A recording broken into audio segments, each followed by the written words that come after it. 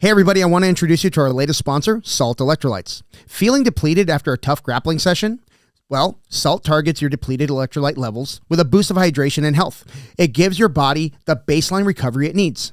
Salt contains 6 different electrolytes with a touch of iodine to help maintain a healthy thyroid. No sugar, no dyes, no bullshit. Go earn your salt. Hey everybody, and welcome to another episode of the BJJ Foxcast. I am your host, Alex Martinez. I'm here with my co-host, Alex Tojo Cray. It's been a while. It's been a while. It's been a month. People have been asking me, they're like, are you guys done? Nah, not yet. Not yet. And today we have a very special guest, the yoga machine himself, YoGi NoGi. Josh Stockman. Thank you. We should do a little clap thing on there. Oh, like where you press the button? Yeah, and it claps. Yeah. So Josh is a black belt. Who'd you get your black belt from, Josh? From David Reilly at Mr. Tucson. David That's how I Reilly. know. That's how I know Bo Triple A. That's right. Yeah. That's back in the day. Back in the day when we were both, I think I might have been a purple belt. He was a brown belt when we met. Wow. He was just finishing fighting in Bellator that Tojo and I were talking about. Yeah. Wait, so Bo was not a crusty black belt at one point? I don't know what you mean. He's always been a crusty He's black always belt. been crusty. He's He never grew into had the black uncrust. belt. Yeah, he's never been uncrust. But shout out to Dave Reilly. He got himself unfat. Oh, good for him. Yeah, out to I remember when I hadn't seen him in a while, and I was in the booth with Jay Pages for Fight to Win. Yeah. And he walked up with one of the Fight to Win, or with one of the Undisputed guys. I was like, who is that? Jesus, what happened? Dave, you're eating your feelings. Oh, man. Yeah. He's looking good, though. I saw him at a tournament. Oh, he looks fantastic now. Yeah. He's back in shape. Yeah. You know, that midlife crisis getting in shape, I think. Yeah. With a serious mustache. He does have a mustache. That's right. But Why don't you grow some facial hair, pussy? My wife won't let me. You let your wife determine what your facial hair Yes, is? sir. Yes, sir, I do. Yeah. I'm not going to ask why, dude. I'm going to keep it G-rated in here.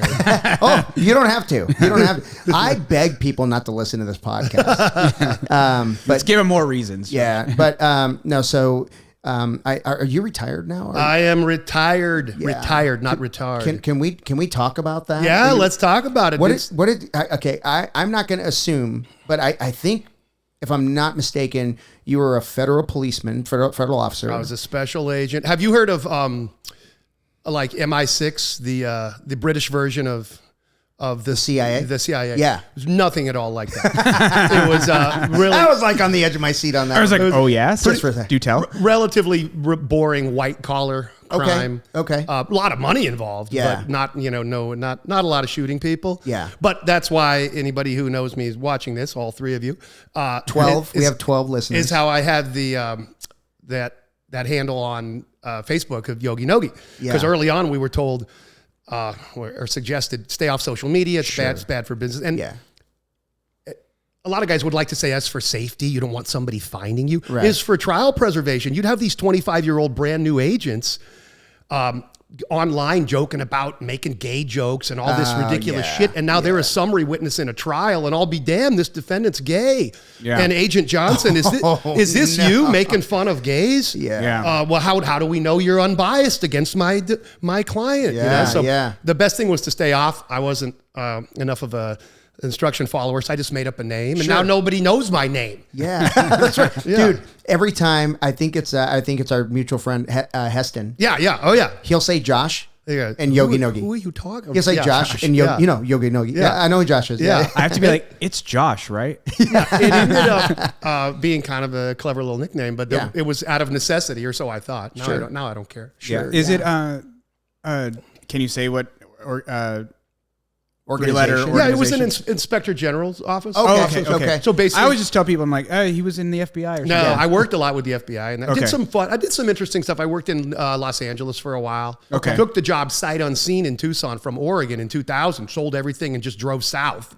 What? Oh, shit. Which was a drastic change think? weather-wise in June from Oregon to Tucson. Well, Tucson always brags that they're at least 3 degrees Yeah, like cooler if than Phoenix. what asshole can tell the difference between 119 and 116? Yeah. Well, but we do have better roads up here. Yeah, that's true. Dude, Tucson is a big city in denial. They need a fucking loop. Reminds me of where I grew up. Like it grew around them, and all they really have is the 10. Yeah. Yeah. There's nothing really for east west. Yeah. I mean, there totally needs to be like a highway system or freeway system that cuts from like that north part, like not maybe even from like Marana all the way over to the east side. Yep. But there's so many houses. We lived down with the people, man, behind A Mountain on the west side. I was the only. I was one of the only light-skinned guys in the area. Gringo. Thank God I could. Miles. Thank God I could habla. So they liked me. They kept me out of trouble. Yeah. Have you seen? It's a Netflix series. It's called McMillions. I don't think so. So it was a white collar crime. Okay, it was a guy that had like an inn. Remember in the Peel? I do know what you're talking about. Somebody told me about it. That fucking show had me hooked, dude. Yeah. Like this guy. Yeah, but you get hooked into all of them. Yeah, no, but this one was like the FBI's involved, and there's like thousands and thousands of. This guy like is winning, has the winning tickets, and he's selling those. Oh no, he's giving them to family to go turn in and be like, hey, I won $25,000, and then he takes a cut, right? And we're talking like. Just money after money after money. And wait, what kind of tickets are these? So they used to do like a peel thing, right? It's like a game you get in your on the value fries. meal. Yeah, on the fries and at shit. McDonald's. Those things. Yeah. Okay. So he had an in with McDonald's, and he would get the winning ones and then give them to the family.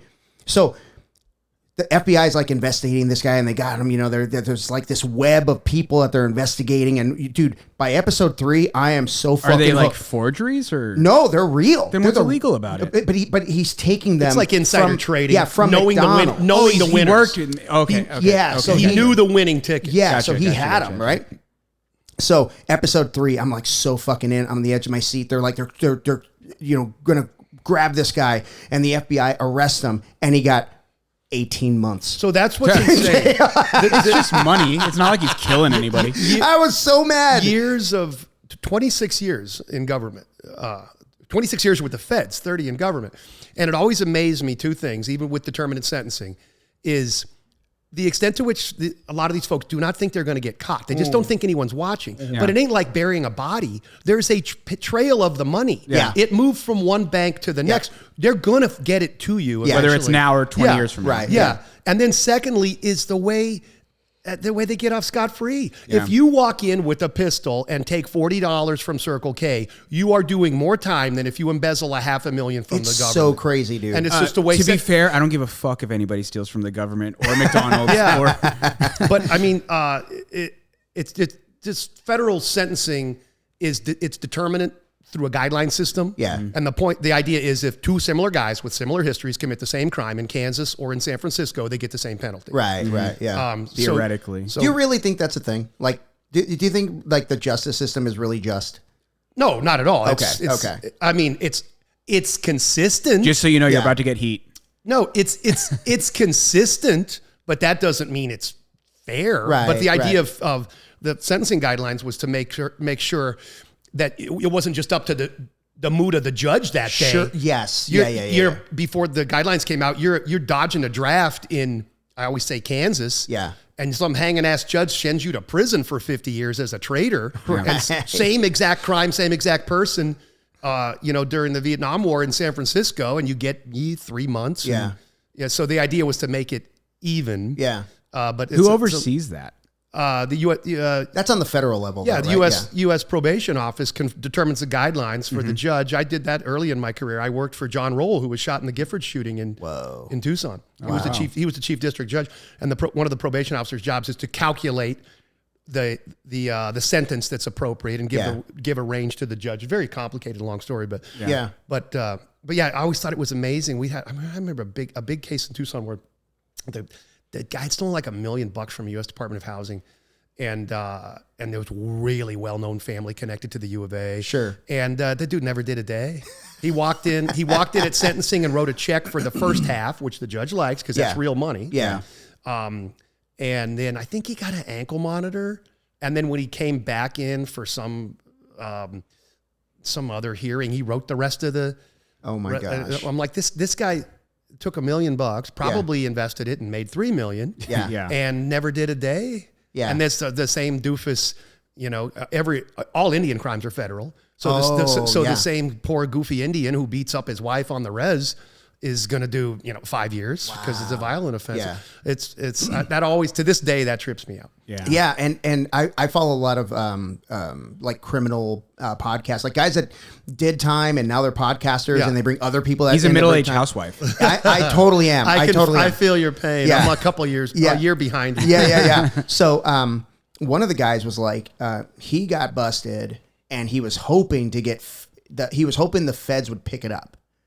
But and they didn't. He went to the state and he's like, you're doing time with this. Yeah.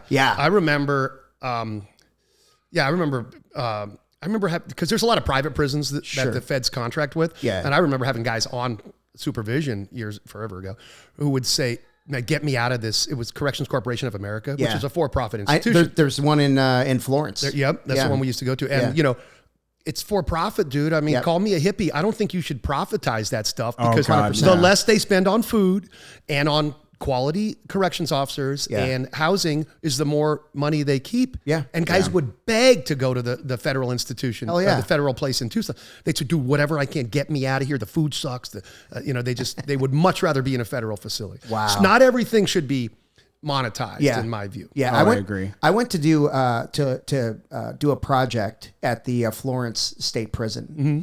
And, I drove up and, it's no big deal. I mean, it is a big deal. It's very intimidating when you're driving back in the AC days, right? Yeah, back in my AC days. And I when I go to those type of jobs, I'm trying every angle to get out of doing the job because I don't want my guys stuck on a roof during the lockdown in June, and they're going to hate me for it. But so anyway, I go in.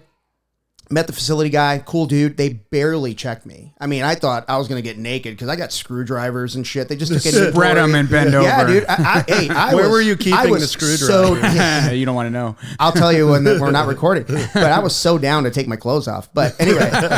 Damn. So we go in and I'm like, we walk in and I'm like, we're walking through this area and I'm like, there's guys working, there's a tractor or something. The guy's smiling with a rake. I'm like, this ain't so bad. And then I went through another gate.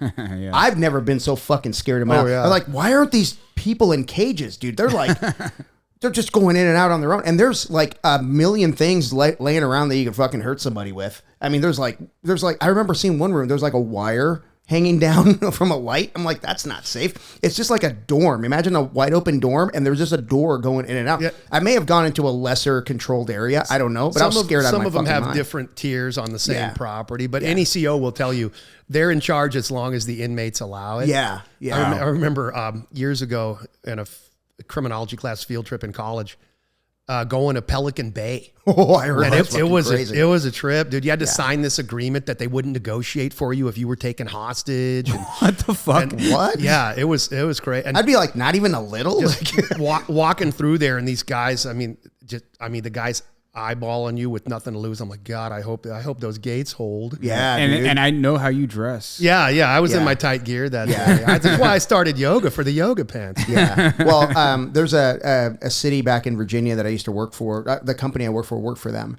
and part of our service was taking care of the jail. And do you remember the DC sniper? Oh yeah, that's where they tried him. No kidding. Yeah, and the reason they did that is because you could be in the jail, you go underground across the street, and then go up into the courthouse. A lot of plases have a tunnel from the courthouse to the holding facility. Yeah, so that's what they have. So smart. What we would do is we would jack the AC down to like 68 because no one's fighting when they're cold. Yeah, they're getting under their covers, stuff like that. Good idea. You've obviously never been to the Midwest. Right? But this is Virginia, so very different. And I remember when that DC sniper case was going on. Yeah, that was a trip. I had to wear like a special, like a, little tag and shit. So I get called for, it was a very common call for that building. And I just wasn't thinking, it was the actual courthouse, but I wasn't going to go through any of the chambers. It was just like on the side. There was an odor of like a gas odor, right? And there was just an intake, right? There was just an intake that would suck odors in and people would complain. So I would just shut the fan off for a while and it would be fine. So I'm going up to the roof. There are snipers on that roof and I don't know about it. So there was this like, imagine like a stairway going into the ceiling, but there's a door that opens this way, like the size of like a regular house door, but it's a metal door. You hit the thing, boom, it pops open with a spring. And I open it, and you got to jiggle that thing, right? So I hit it, and I open it, and I see this guy like in green shit coming at me. Not pointing at me. He's just fucking coming at me. I'm like, oh shit, and I close it, and he yanks it up, and whoop, pulls me up with it. Big fucker. What are you doing up here? I'm like, I belong here. I'm the repairman. Yeah, so we had a good laugh about that, but he scared the shit. I mean, I wasn't thinking, right? I remember the guys at Pelican Bay. That's where, that's where Charles Manson used to go. They had to move him around because he was so popular. Mm-hmm. But that space in between, the interstitial space between the two fences, you always see a double fence with a concertina wire. Yeah.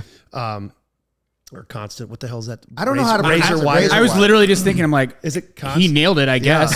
Whatever the razor wire is. Because I would just like smash the letters together. But the guys in the towers called it the shooting gallery. Anybody that made it over one was fair game. I mean, is that by design? That's like. Yeah. So and there was supposedly like pressure monitors too around the area that they could set for like 100 pounds. So like if a raccoon walked on it, it wouldn't set off anything. But if a human walked on it, that's old school technology. Spend a lot of money to keep those folks inside. There's a lot of money to be made, right? There's a lot of apparently. There you go. Yeah. So I gotta ask, like, how did you find jiu-jitsu? Like, it sounds like you were moving around a little bit and stuff. Yeah, I lived in like 6 houses in 7 years early on, but I started training in about 1984 or 5 at a Danzanryu Jiu-Jitsu school, Japanese Jiu-Jitsu, just Jew, in Southern Oregon, one of the oldest Danzanryu schools on the West Coast, when my dad had his little midlife crisis and dragged me along. Yeah. And it was, all the throws and a lot of the stuff we do, like the ure gorame, which is an entangled lock we would call kimura now. What the fuck is he talking about? Ure gorame. Oh, yeah. Okay. Kimura. Oh, okay, gotcha. Like, quit speaking Japanese to me. Yeah, I'm pulling a Danaher here. Like a yoga teacher throwing out every third word in Sanskrit, even though they don't speak Sanskrit. But so there was a lot of the same things, but the idea of fighting for an extended period on the ground was unheard of to these guys who based it off of samurai art, because the longer you're laying there, the longer somebody could come up and stick you. Right, yeah. So I did that for quite a while as a kid, and then got really into karate and did that through college. And then I had a friend I trained with in Oregon who had bought those Gracie VHS tapes. Remember that? Yeah. I mean, this is 1990, right after UFC. It was about 94. Okay. 5. I was drawing Ninja Turtles back then. But he had the VHS series you could get from the Gracies. Yeah. And we did some of that, but didn't particularly know what we were doing. And then I did a little bit of it in Los Angeles, and then moved to Phoenix in 2005, I guess. And I wanted to do an MMA match, but I saw everything going to the ground, and I'm like, I better get a little better, at least like preventing that before I go in there. Were you throwing hands pretty good at the time? Yeah, dude, Okay. I could kick like crazy. Okay. I had fast kicks, high and fast, not that powerful. Was this before or after yoga? This was kind of intermediate, because I started a little yoga in college, and then I got much serious about it later after. Because I imagine that helps a lot, kicking high. Oh, 100%. Well, that because flexibility is complicated. Hopefully we'll get into it, but yes, please. Moving dynamically helps to retrain the nerves in the muscle. So I had some pretty good hamstrings with the high kicks, but I had gone to like a kind of a no-gi MMA centered school, and I wanted to do an MMA match just to check it off my bucket list before I got too old. Yeah. But I knew I needed some more jiu-jitsu, and I did ended up doing 3 fights, 2 with Rage in a Cage. And I had this plan to just go out and I was going to do a spinning heel kick and just all this wicked shit. And the guy just ran at me yelling. And I call it the accidental double, because I don't have fantastic takedowns. But when I ducked, he went over me. It looked like a double in reverse. Yeah.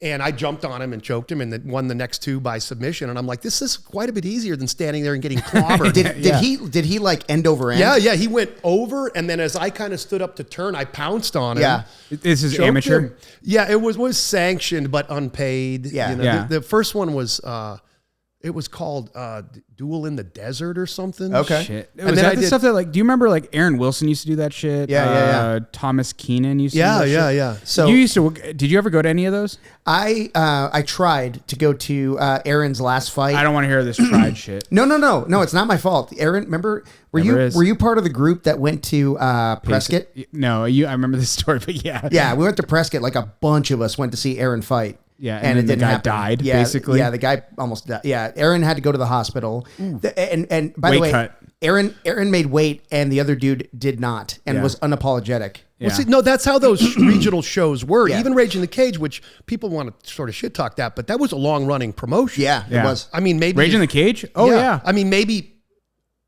only UFC would be the older promotion in the country. I mean, I knew Rage in the Cage before I even started, like, even paying attention. Been around forever. Yeah. People would confuse it with King of the Cage out of California, but Yeah. but even those, you know, it was a decent show. There's a lot of fights, and but you'd show up, and the guy you planned on didn't make weight, was sick, whatever. They'd say, we'll have somebody for you. Very amateur. Yeah. Very amateur.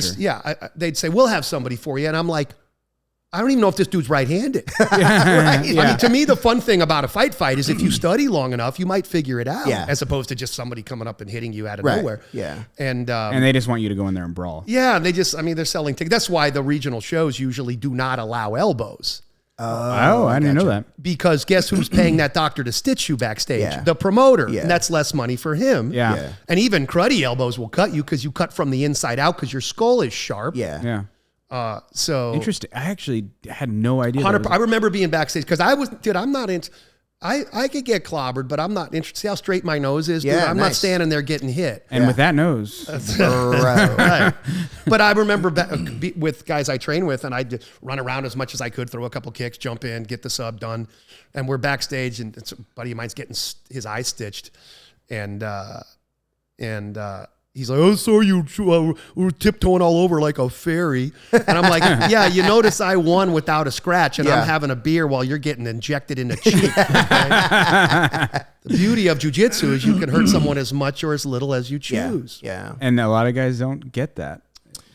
Especially at that level. I mean, you better be able to bang in like pro MMA now, but back then, 20 years ago? Yeah. I mean, those amateur fights, like I went to one with Thomas Keenan and Aaron Wilson were both on the card, and back when like Thomas Keenan was a part of the community. Yeah. It was on Country Club in Southern. It was at like some like place where they have quinceañeras and shit. Like, nice. It was like one of those kind of places. Yeah. And he had a fight, and I just Was there a remember- quinceañera going on? They Probably. just double booked it? In the back, yeah. This is like in the back. They're like, whoa, what's going on over here? But it was just like, thinking back on it, I was like, holy shit, that was so... Well, it's like a gong show, dude. Yeah. Oh, yeah. Like we did a Rage in the Cage in Globe, which was in the parking lot. In of the, Globe? In Globe. I was like, where? Outside in the parking lot of the Safeway. Yeah. And this was like, I don't even know what year this was, 2009 or something? I think Globe has like a Safeway, a Walmart, and a McDonald's. Yeah, and it was kind of a big deal for Globe. So because for the people in Globe with nothing to do, they sold a lot of tickets. Yeah. But the way that the only spot they could set up the cage was not quite level. So there was one side that was appreciably higher. Yeah. And guys are fighting to get to high ground. Sure, yeah. They're like circling that direction. And it was like there was a pretty well-known fighter who showed up there to fight another pretty well-known fighter who during the check-in where they check your tape and all that, smelled of booze. Oh, no. And they're like, I don't know if this is a good idea. Called over the cop to breathalyze him and said, dude, you're intoxicated. We can't allow you to fight. And why not? It was. That's what I want to watch. Just drunk people fighting. There were just like, I'm sure that's the case everywhere in the country, that the regional shows can just be absolute, just nutty. I feel that way about Fight to Win. So Gary Hatch. Yeah, it started out kind of cool, but it's gone downhill. Yeah, well, the problem is you get no notice. Right. Yeah. Yeah. And that's why I always did the announcing, because I got paid anyway. It's kind of fun. Jay and I could do jokes. We're kind of like. Oh, that's right, because you did some of the announcing. We did a bunch of them. Jay and I were great. It was like Johnny Carson and McMahon. Oh, I loved that. It was, and people would complain that we're doing too much goofing off. I'm like, anybody watching jiu-jitsu knows it's a kimura. Yeah. We're trying to entertain the people. We're trying to entertain the girlfriend who's with you watching the show. Yes, but do you remember like in the it was honestly like 2019, 2020, even post-COVID, they were like having these fights, and they were like bringing flyers to gyms. It was huge. They had like pictures for weigh-ins. Yes. The weigh-ins were the day before. And now it's just like so. 3 weeks ahead, you're like, hey, do you want to fight? Yeah. You're like, sure. You wish it was 3 weeks. Shit. 10 days. And then I mean, I like Seth, dude. That's a pretty cool thing he put together. He's a black belt out of Easton, where I've trained a fair amount in Denver. He needs to stay off social media. Yeah, he does some kind of corny stuff, but he did a video with to be fair, did a video with Fanatics too. Yeah. But now if you got 10 days notice and you're supposed to sell tickets for it, Yeah. I feel dumb selling tickets. Like, will you buy, it's like Girl Scouts. Will you come to my Exactly, yeah. And the times I got offers was either some ding-a-ling that even I would be embarrassed to beat To be up. fair, I've worked for Fight to Win. I like Seth as a person. Yeah. I like, or not, it's hard to say as a person. I don't know him really well, but he was always cool to me. He's always cool to As me. a promoter. Yeah. As a promoter. He's always, and he had all always the cool to lights me. and the music, and it was so fun. So much fun. And he wasn't like a guy where, you know, like sometimes you have to like shake people down. Like if you like ref for something and then you have to shake them down, like, hey, where's my money? Oh, he'd run over with cash and if it went well, he'd overpay me. Yeah. Like he was really good about that. Yeah. Like it was like, I have nothing to say bad about that part of it. But like, it was just like, so recently, apparently somebody was or not somebody, a lot of people are bitching about like how, the refs are not letting people like fall off the edge of the thing. I was like, you know what they should do? They should raise it 6 feet, put spikes on the edge. Yeah, there you go. and then it's just that like pungy Or pit. alligators. Yeah, or fuck it. Let's something. put a moat. Yeah. It's like, but he was like kind of like, I think he was like tongue in cheek, kind of like giving them like, oh yeah, this is what we'll do. Yeah, fuck it. We'll tell the refs not to let people, or don't stop them from falling off the edge. But you've seen the fights where they get kicked off the edge. And Yeah. I can't remember who. AJ. It was AJ. Yeah, AJ Agazarm. Agazarm. Yeah. I can't remember who the other guy was. It was that. I'll think of his name. Yeah, I don't remember. Rocha? Was it Wagner Hocha? I think it was. I thought it was Wagner. Yeah. Wow. Maybe. Dude, Yeah. so I've met AJ Agazarm a couple of times. To the fans, he's the coolest guy in the world. Oh yeah, He's such a nice guy. That's it. Everybody says this, but that's the neat thing about this sport. And same with Wagner Hocha. To be Oh fair. yeah, he's great. Yeah. Everybody says this, but the neat thing about this sport is the accessibility to talent. Like I used to work all over for my government job, and I'd be in Vegas a lot, and I trained with Forrest Griffin a lot. So funny, dude. Yeah, he's great. So funny. He was Slurring his words. he was part owner of he was part owner of one of the gyms, so he was training there a lot of times, and he'd tell funny stories. And I trained with him when he was getting ready for one of the one of his last fights. He rematched. What's the guy who was a ding-a-ling who beat Chuck Liddell and made a production out of it when they were both like total senior citizens? I know. Keith Shamrock. Jardine? Shamrock, right? No, Was not it Jardine? No, I cannot believe I'm blanking his name. But he always has a Mexican flag and an American flag when he comes out. He's married to the adult film star. Yeah. I can't believe I'm. They call those porn stars. Yeah, I say adult film. Yeah, because it sounds more. Yeah, it sounds more professional. Anyway, it was Tito. Tito. It was a fight with Tito. Okay. Oh my I trained with him. He was getting ready Yeah. for that. He was in. That was motherfucker blanking, should too. never have a mic in front of his Yeah. face. Oh yeah, that's why I called him a ding dong. Yeah. But it was the coolest guy. But to be able to have that would be like being into basketball and getting to shoot hoops with Jordan. Yeah. We've talked about that before. It's Yeah. like that's what's cool It's about fun. jiu-jitsu is like you can talk to the legends. Oh, yeah. and Go like, train with or Marcelo. even train with. Pay them. your $50 for the day and go train with Marcelo Garcia. So we were in Vegas 2 years ago for the NoGi Worlds. NoGi Worlds was 2 years ago. Yeah, it was 2 years ago. Kelsey and I had already competed. I think Kelsey had already competed. We went to like some like bar grill like up in Somerville or Summerhaven, whatever the fuck it's called. And Hanuto Canuto is there with his wife, and he like, and I had my wristband on, whatever, black belt, because I'm fucking cool. Yeah. You got to wear that in public for You're the not. All chicks. the time. You're all not. the time. Yeah. No, I'm super cool. No, you're not. But he like actually came over to us and said hi and was like, No, real accessible. I've never really. I don't think I've ever met like a well-known jiu-jitsu guy who wasn't, at least and even trying to like be friendly. Gordon Ryan, for like all the dumb shit he says, like he's actually like a nice guy to the fans. Like he like I met him at ADCC and he like, had a mustache. He's like, oh dude, I like your mustache. It's like it's just fucking nice. I guy. wonder how much of that monkey business is just to generate hate views and clicks. 99.9%, I would say. Yeah. He's like the fanatic superstar now. Yeah. I mean, he and Danaher are selling everything. Yeah. So When let's talk about that. let's get down to business. Let's fucking do it. I am very excited for you, man. Tell me about your BJJ Fanatics. Is it a series? Is it a video? Well, it's become a series, Okay. dude. Yeah. Wait, you do some stuff with BJJ Fanatics? That's 2 J's. Yeah. If you're looking it up at work. As a matter of fact, because I know you're old enough to still have a DVD player. I was like, what is that?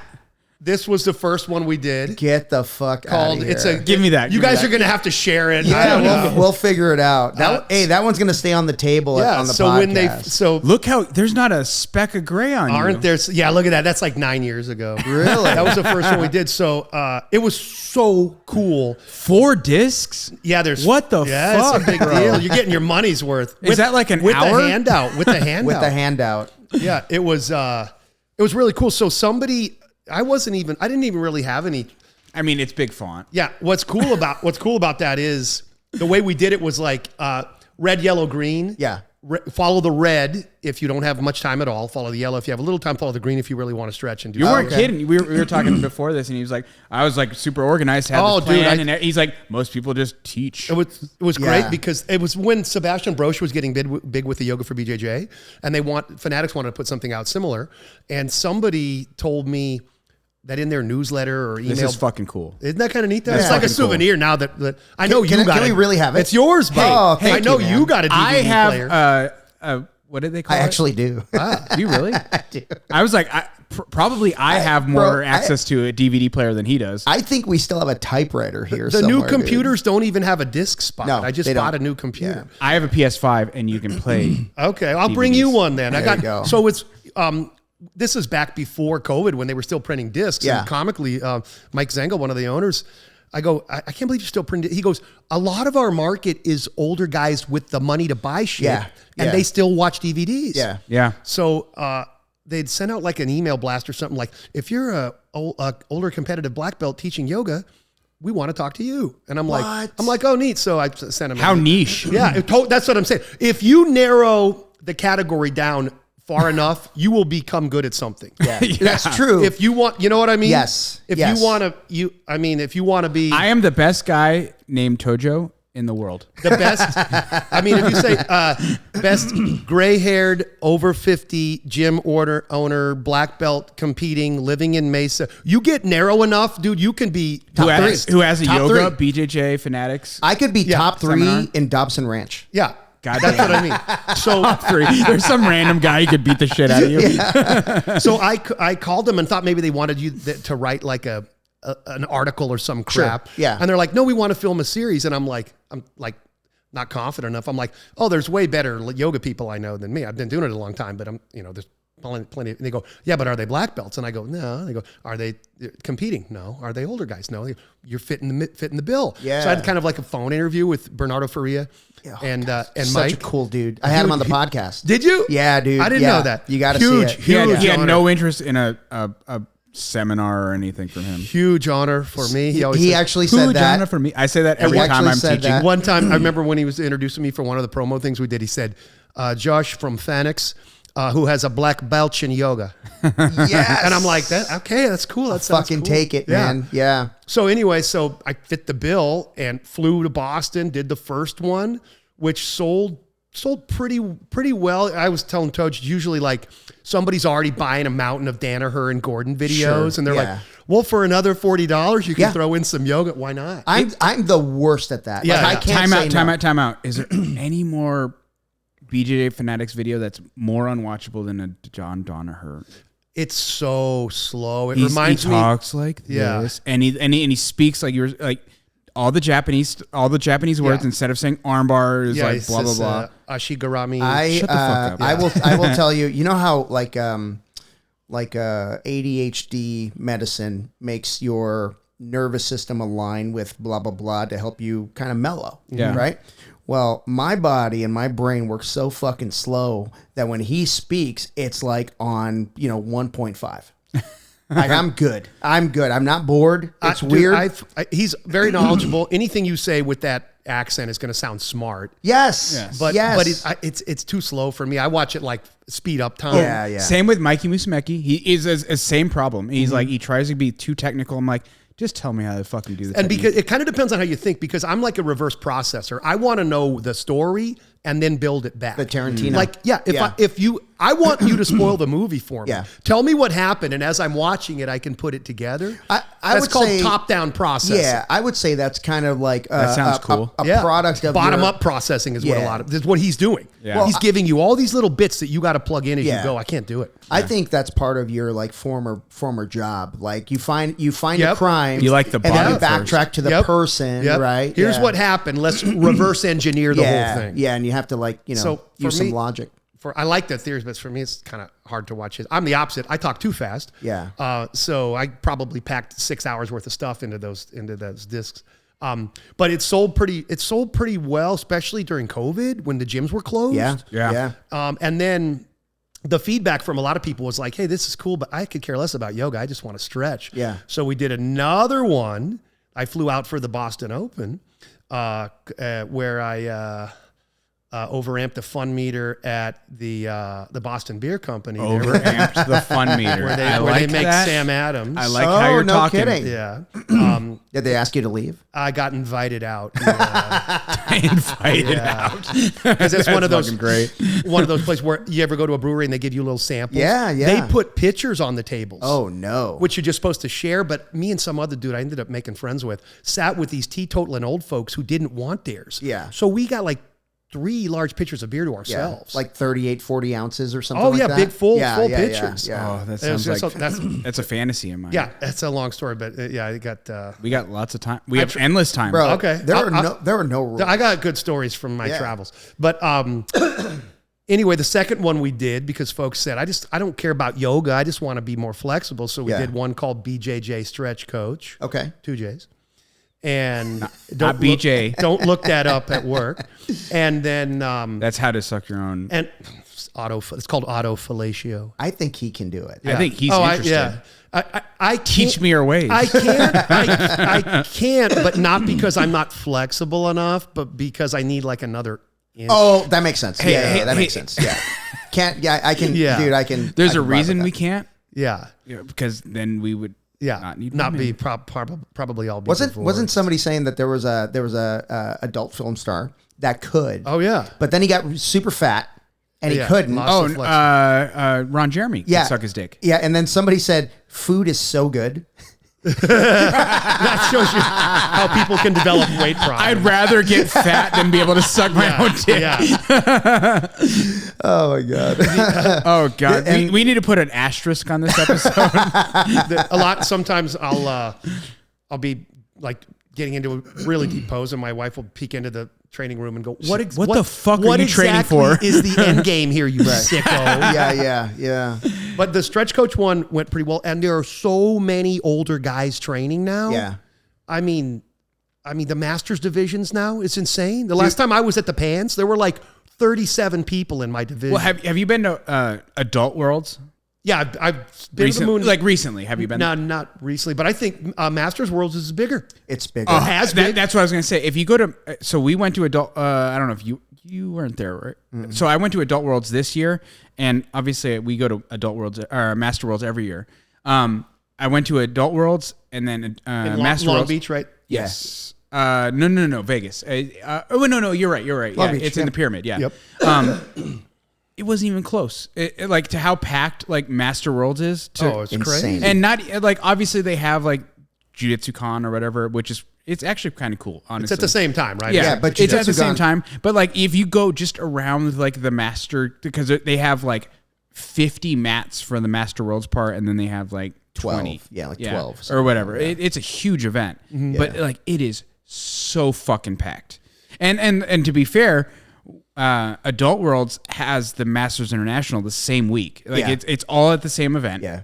It's not even close. Yeah, it's crazy. There's not even so close. many. They have like Rick Ellis does that old grapplers retreat or whatever. Yeah. There's so many guys into it. Yeah. That we thought the time was right for a geriatric version called Flexible at 50, which we cool. just released last week. And what's cool about it is, instead of just yoga or just stretching, it's a easy to follow program that employs some real science of stretching. Yeah. Because a lot of people don't realize. I really want to get into that. Me too. So here's what's cool about it. There's something. It's the easiest way to explain it. Flexibility is neurological. Mm-hmm. that means you are trying to retrain the nerves in and around the muscles to stop reacting to the tension. To tighten up, right? Yeah. So and that's a safety feature. When I get extended too far, to prevent harm, my body has evolved or was created or whatever to experience discomfort. Right. And when those pain impulses fire, you get a slight contraction even if you don't feel it. That's what's making you tight. So when you retrain the nerves to accept that range as safe and efficient, you can stretch deeper and deeper and deeper. And proof of this is people under anesthesia. If you put someone asleep, like to replace their hip, you could put their leg behind their head. Nothing's going to tear because the nerves aren't to a point. Right. Yeah. So a lot of it is like that engagement is what is actually causing the tearing. Is like it's engaging as you're trying to manipulate. It's like stretching a muscle that you're contracting. Right. And you don't know it because the nerves are firing.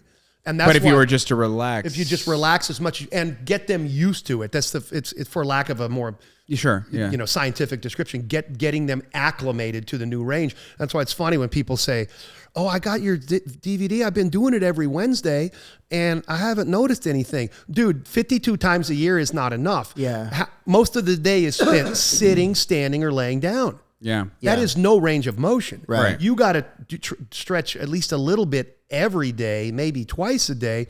And the way we put the new program together is to be used right after training. Because there's something called tissue viscosity or muscle viscosity, which makes you looser once you're warmed up. Yeah. Right. Because as you get warm and you put a workload on a muscle and more blood flow is needed to it, your veins and arteries open, and pressure and volume inversely related, they get more loose. And how much does that, like a hormone therapy or hormones, like affect? Does it affect your flexibility? Because I know it affects your ability to recover. But does that play into it at all? I skipped that semester of medical college. So he just wants to make sure that him doing TRT is okay. I can't say for sure, but I know that you still can retrain the nerves, really, no matter what you're on, unless you have a neurological problem. Sure. So there's something, it's a fancy term that's not new, called proprioceptive neuromuscular facilitation, which involves engaging the muscle from extension. So you get it, like I just use my bicep as an example, you get as stretched out as you can, and from there, try to pull back. So you're making the muscle work in extension, which further retrains the nerves. And then a little something that I call Stretch Plus, which is basically ballistic stretching, where you get, your stretch should be where you're therapeutically uncomfortable, but not in misery. You could hold it for a minute.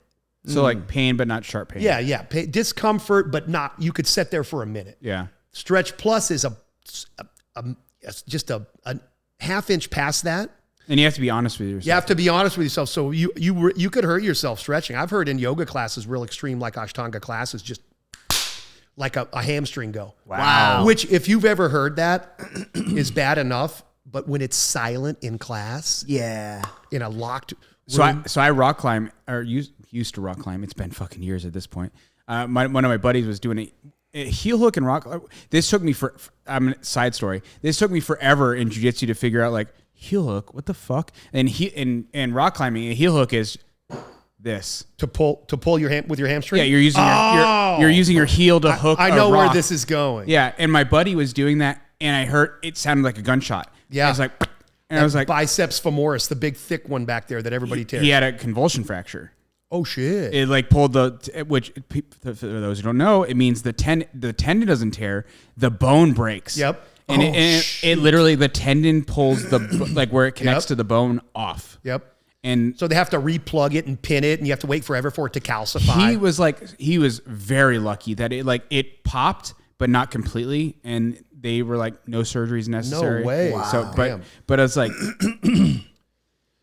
but there's a little point past that max that you can push yourself. Yeah. To further retrain the nerves. Yeah. And if you're doing it once, everybody's been to a yoga class. Sure. Half the yoga class or more, especially vinyasa, is to warm you up to stretch. Yeah. So you're spending 40 minutes doing all the cool poses, warming your body to prepare to stretch. And the cool thing about the way we put this flexible at 50 together, really it's for anybody, but the idea is it starts out, there are 3 levels. It starts out for someone who's super inflexible to go really slow if you're an older guy and you don't want to hurt yourself. And then you graduate to level 2 and ultimately level 3 doing the splits, hopefully. But the idea is you're doing it once you're warm. You've skipped that part of the yoga class because you already rolled. Immediately put it on your phone, pop it on, start the exercises. Depending on your speed, 10 minutes right after class, that is the best time to stretch. Tissue viscosity. When you're already warmed up. When you're already warm. And the most boring Hey, I'm just throwing this out here. BJJ Foxcast, yoga. We could do an online yoga class, man. We could. Let's do it. I'm just saying, I just want to make him, I just want to see him try to stretch. God. Yeah. It's so I went to, he wasn't like a chiropractor. He was like he's a doctor, but it was more like I don't know what you would call him. But anyway, he was PhD. I was having a lot of issues with my lower back, and he laid me flat and he lifted my leg up and he held it and he goes, "You know what this is?" I said, "What?" He goes, "This is assault." He goes, "No." He says, "This is a joke."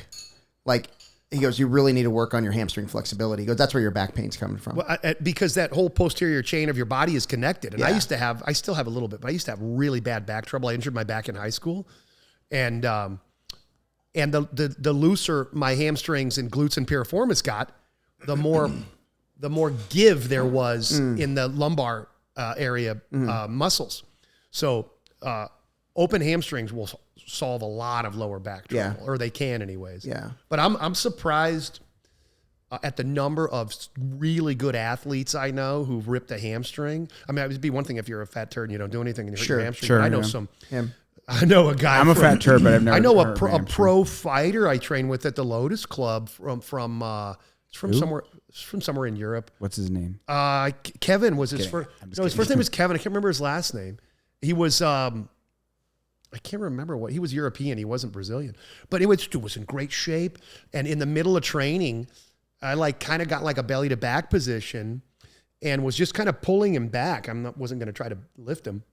Kind of pulling him back to set him down, and his leg straightened, and it tore at the glute up high. Oh, wow! And he was.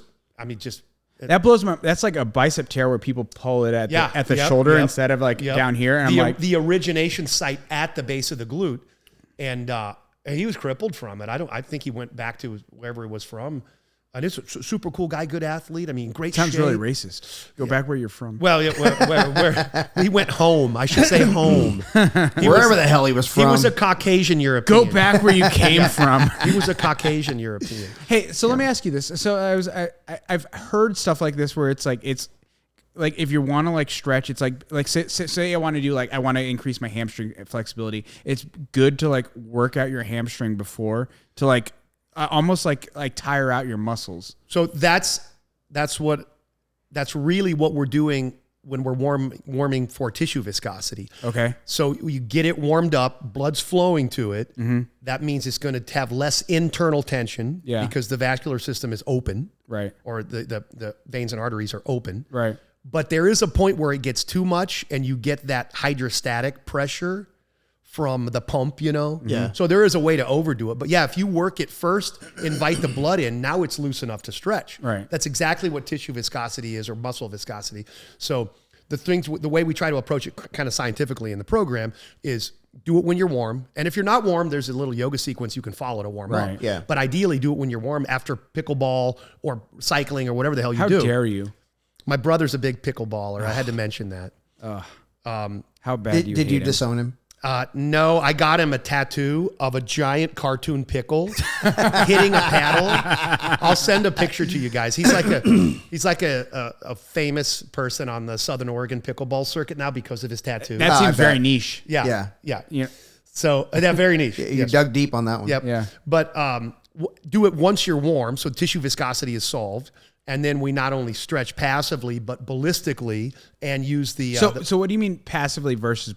You say ballistically. I assume that's the stretch plus. We're going past our max. Okay. So passively is we get to whatever our stretch is, our max, and we hold it for a 4 to 5 count. All right. And then we use the muscle in extension by contracting that hamstring from full extension. Okay. And then ballistically, or a stretch plus is you go just past that max several times on a pulse or a swing. Okay, so it's not a static hold. It's you're kind of like pumping it. You're making it go, and it should be the spot where if you went beyond it and held it for very long, you would really be uncomfortable, but you're just doing it quickly to further train the nerves. And flexibility is neurological. That's the most important thing. And then people, you know, people say, well, if you quit lifting weights, you'll lose all that muscle. That's not really true. You won't look the same. If you quit stretching, you will lose the range, dude. Mm-hmm. Yeah. Your body will adapt to the range you ask of it. Yeah. So people always say, well, when you quit yoga, you're not going to be able to do the splits. You're right. So you neurologically, like, your body is basically saying, like, all right, so I don't need this range of motion anymore. Bingo. It gets used to what you ask of it. So that's why you have to do it consistently. Yeah. So I've heard stuff like where like, if you stretch, you know, like a lot of people stretch, they're uncomfortable. They're like, all right, I'm going to do 10, 15 seconds. All right, good enough. And then I've heard people say, like, you don't really get any real, like, flexibility benefits unless you go past 30, 45 a minute. So I adhere to the school of thought that frequency is more important than duration. Okay. So shorter holds 3 times a day beats the heck out of twice a week for 40 minutes. Right. Yeah. So just like whenever you have time. Oh, 100%. I get tell in people, there. like, when I'm sitting here stretching my piriformis. Yeah. Every chance I can, get up from the desk, 10 toe touches. You're definitely making me want to be like, Yeah. let's suck this baby up. That's right. He can't do it because he'll pop. It helps your I'm stretching now. it helps your rubber guard to be able to crank that leg over. Rubber guard? I wouldn't dare. I love I would never give Eddie Bravo the. I love playing rubber guard in a gi because people don't expect it. Right. And in the over 50 crowd, it's just not that flexible. No. They're not used to seeing it. Yeah. There's some, And the guard retention when you're flexible is ridiculous. you flop your legs everywhere. That's All what- right. So as a flexible person, you probably, as a smaller person, I kind of have to be a little more flexible than most people because you kind of get smashed a lot. Yeah. But you get like a guy who plays a guard, like a young guy who will play that guard, and you're like, you think I haven't seen this before? Yeah. Rubber guard? Oh, you Yeah. thought this was new? Yeah. What's cool with doing it in a gi is you have a lot of grips that keep them from slacking out. Yeah. Because if you don't get on your side when you're when you first bring the leg over to mission control, what the hell do they call it? Who fucking cares? If you don't get on your side, What's the Japanese word for it? I don't know. Mission I think it's mission control. Yeah. I'm allowed to say that because I'm part Japanese. That's right. I was always afraid to say tojo. I thought it was a slur. It is, I think technically. It is. Yeah. But like us Asians, like Yeah, you can say there's the only people more racist than Asians are Mexicans. My mom. like God bless, rest you her can soul. say you can say your self-applied slur, right? Like I Yeah. can say I'm a honky. Yeah. We don't Asians. I don't speak for everybody because you can't. But like none of us give a fuck. You're I not always love- you're not the spokesperson. No. I always love the this is super off topic, but I love the origin of all these slurs. Oh, yeah. Like somebody like the N-word, I thought was some What's the N word? I'm definitely not saying that. We're not saying but that. I always thought that was some total mispronunciation of anyone from Nigeria. Yeah. If that's even true. I don't even know. And a black friend of mine told me that the word honky came from these white kids who would come in from the burbs to the city to date a black girl and was too scared to get out of the car. So we'd drive up and honk. And No the way. parents and the family would say, your honky's out front. And the girl would leave. You know, I've literally never thought about that, but I'm like, I'm gonna Google that. I right don't know after if he made it up, but it sounds legit. So when my girls were when my girls were growing up and they started dating, if anybody pulled up and honked, I'm like, you are not walking out of this house. Yeah. There's no. If you don't have the way. balls to come to the door. So You are not I had walking to out of teach this my house. kid how to go to his girlfriend's house, and just for the sake, and you don't know how they are, take out that nose ring at least the first time, Right. And Hey, for better or for worse, Bad Boys 2. When the Oh, kid yeah. comes and picks up Will Smith. No, not Will Smith. What's the other guy? Martin Lawrence. Martin Lawrence's daughter, and they both answer the door. oh yeah, That's the best fucking scene. Have you seen the most recent one where he's a Marine? I haven't seen the third one. So I haven't seen it either, but there's videos out there. He's a Marine and he's living, like he's staying with them for some reason. And For some reason. something happens where like He's a Marine. Martin Lawrence is like at work and he's watching the home cameras and there's people coming to kill his family and the dude just wipes the floor with everybody.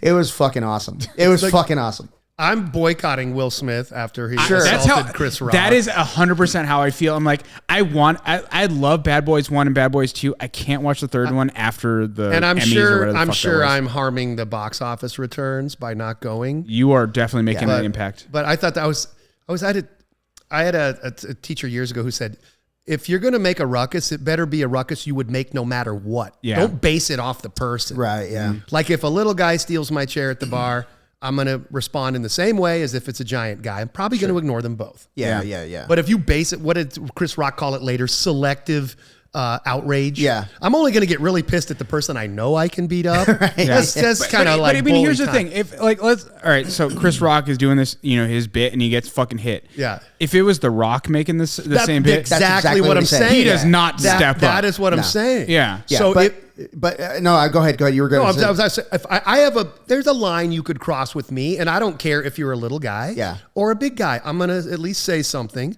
And if you're a little guy, I'm not more inclined to sweat you than if you're a big guy. You either pass it or you don't. But don't base it on whether you think you could beat him up. Yeah, and it feels, for me, it feels like, as the kids say these days, it gives me the ick to kind of support Will Smith after that. And he's narrated some some scientific show, pole to pole, some documentary stuff about the North and South and I'm poles. like, I just don't want to hear. I won't watch it, dude. Did you don't want to hear him. Did you see Dave Chappelle talk about it? Oh God, no. Dave Chappelle's he goes on about Will Smith going up, and there's really nothing much that Chris Rock could do other than get the shit slapped out of him. Oh no, right? if he fought back, it would look bad. There's nothing else he could do. Chris Rock handled it exactly how you should have. But Dave Chappelle, poor guy. I mean, honestly, Dave says, he goes, "There's one thing that Will Smith would not have done, and that's enjoy the rest of his night." yeah. Just keep leaning on him, bringing up the wife jokes again. Oh yeah, but a little piece of me was like, I can't wait for the retaliation. Yeah, I can't wait for the special because he gave Chris Rock so much ammunition. But I mean, that's not even Chris Rock. That's not even his type of comedy. No, there's definitely other people where he could have done that too, and they would have eviscerated him. Yeah. But think about it this way: Will Smith once interviewed his wife, and one of the subjects of the interview was her cheating on him with their son's friend. I saw that. With a friend of their son, That's Cuckville, bro. Yeah, I don't care. 100%. Yeah. Imagine. Hey, maybe he's into that. Yeah, but imagine what a comedic genius could do with that material. Oh, yeah. You know what I mean? Yeah. I couldn't wait for that. Anyway. And I remember when I think I was watching it live when Smith walks up, Chris kind of leans in he's going to tell him a secret or something. It's going to be a joke. He thinks it's part of the event. Yeah. He thinks it's part of the what, show. What? Like he's going to tell him something. Bam. Yeah. That was. What do you do? Because you can't just fight him. Ruin the whole live show. So I got to ask, what? I mean, obviously, I know you probably had a draw to jiu-jitsu. What was the draw to yoga? So I love this origin story. I took my first yoga class in college in 1994. Okay. Because you had to go to yoga to see yoga pants back then. Oh. And guess where I set my mat up? In the back. And this is where I met my wife. In the back, baby. Yeah. That's where I met my first husband. No, so and that was the first time I got gonorrhea. So now everybody's wearing Lululemon tights any place, but back then you had to go to yoga, and I did it kind of off and on for a few years here and there. A lot of the stretches in karate and kickboxing are yoga inspired. And before you get super deep into this, how are you naturally flexible? Because I've seen the shit you do, and I'm like, all right, I consider myself pretty flexible, but so I am not a naturally flexible person, but to be fair, I always tell people this. I had pretty open hamstrings from kicking and karate, just using the legs every day. Okay. But I'm not a naturally flexible person in the hips or in the spine, especially. Yeah. So, and there's such a thing as people, the reason I give that caveat is because you'll hear people who go, oh yeah, I first fell in love with yoga in 2019 and then I became a yoga instructor and now it's my life. I'm like, dude, it's been 7 years. Call me in 25 years to see if you're still doing it. Yeah. And I'm like, how is this person so? Oh, he was a college gymnast. So it's nice to give that warning or that clarification to people so they don't think they're going to look like you in 5 years. Right. Yeah. So I always give that sort of caveat, but no, I'm not a naturally flexible. And some people are, just like some people can build muscle faster. Well, I feel like generally women are more flexible Absolutely. than men. 100%. Right? Yeah. 100%. So no, not really. A lot of what's funny is their poses I have worked on for 6-8 years, and I've been patient enough to gain a 1/16 of an inch every 2 months. Right. Wow. And then get something happens and take 2 months off and backtrack. Sure. And then I'll post it, and then some super flexible chick will oh, look, I could do that too. I'm like, okay, but I had to work for it. Yeah. Yeah. So you're still like actively like trying to progress your. Oh, absolutely. And you know what kills me at almost 52 is that age will catch up to that. Yeah. So there's progress I felt like I was making that I don't feel like I'm making as quickly. Okay. And that's a trap you can get into with a serious practice of yoga. I would hope anybody, or anything for that matter. Yeah. But I would hope anybody that picks up Flexible at 50, available on BJJ Fanatics. What's the cost? What's the price? On that? Well, if you do their daily deal with a code, which they always have, you're talking under $40. Nice. That's a steal. It's a steal, dude. Yeah. To stare at me for 2 straight hours. Yeah, that's like. Dude, I could do that for 2 straight weeks. Yeah. I could That's stare 3 at you for Starbucks weeks. drinks. Yeah, Yeah. 100%. But I would hope anybody picking that up, maybe they just want to stretch and be flexible. You don't have to get a serious practice of yoga, but there is a trap of collecting the poses almost like baseball cards. Yeah. I can do that one. I can do that one. I can do that one. yeah, I can. yeah. In fact, there's this guy named this well-known Hatha yoga guy that I follow named Tony Sanchez, who was a big Bikram student years ago before Bikram became a super weirdo. And he has this. Tell me more about this guy. Oh, I'm just kidding. hot yoga, which made yoga popular under Bikram Chaudhry. Who, As long as you let him rape you. yeah, that's right. Who was just anytime it's like jujitsu. You get into a relationship with a power dynamic, someone's going to get taken advantage Yeah, of course. Yeah. And that can be, if you're using your workplace to meet ladies, that can be something tough to. Did you ever watch the documentary on Is a Bikram? recipe for disaster. Yeah, 100%. Yeah, I saw it. Yeah. Oh yeah, it's fucked up. Anyway, Sanchez was a big student of his, great guy, but he has this poster of the 84 not the 84, but a lot of the postures that are done in the Ghost series of Lineage of Yoga. And I had it in my training room, and I remember I can do that one, I can do that one, I can almost do that one, and that starts to be kind of counterproductive because there's no being good at yoga. It's how it makes you feel when you're done with yoga. Yeah. Right. Yeah. So if you can go run a 6-minute mile and I can run a 10-minute mile, and afterwards we both got our heart rates up and got a lot out of it, good for us. That's Yeah. what Win-win. it's for. Yeah. So if I can do completely the splits and you can only go halfway, we both stretched. Yeah. So it's easy to get, especially with social media, all these people posting their ridiculous poses, present company included.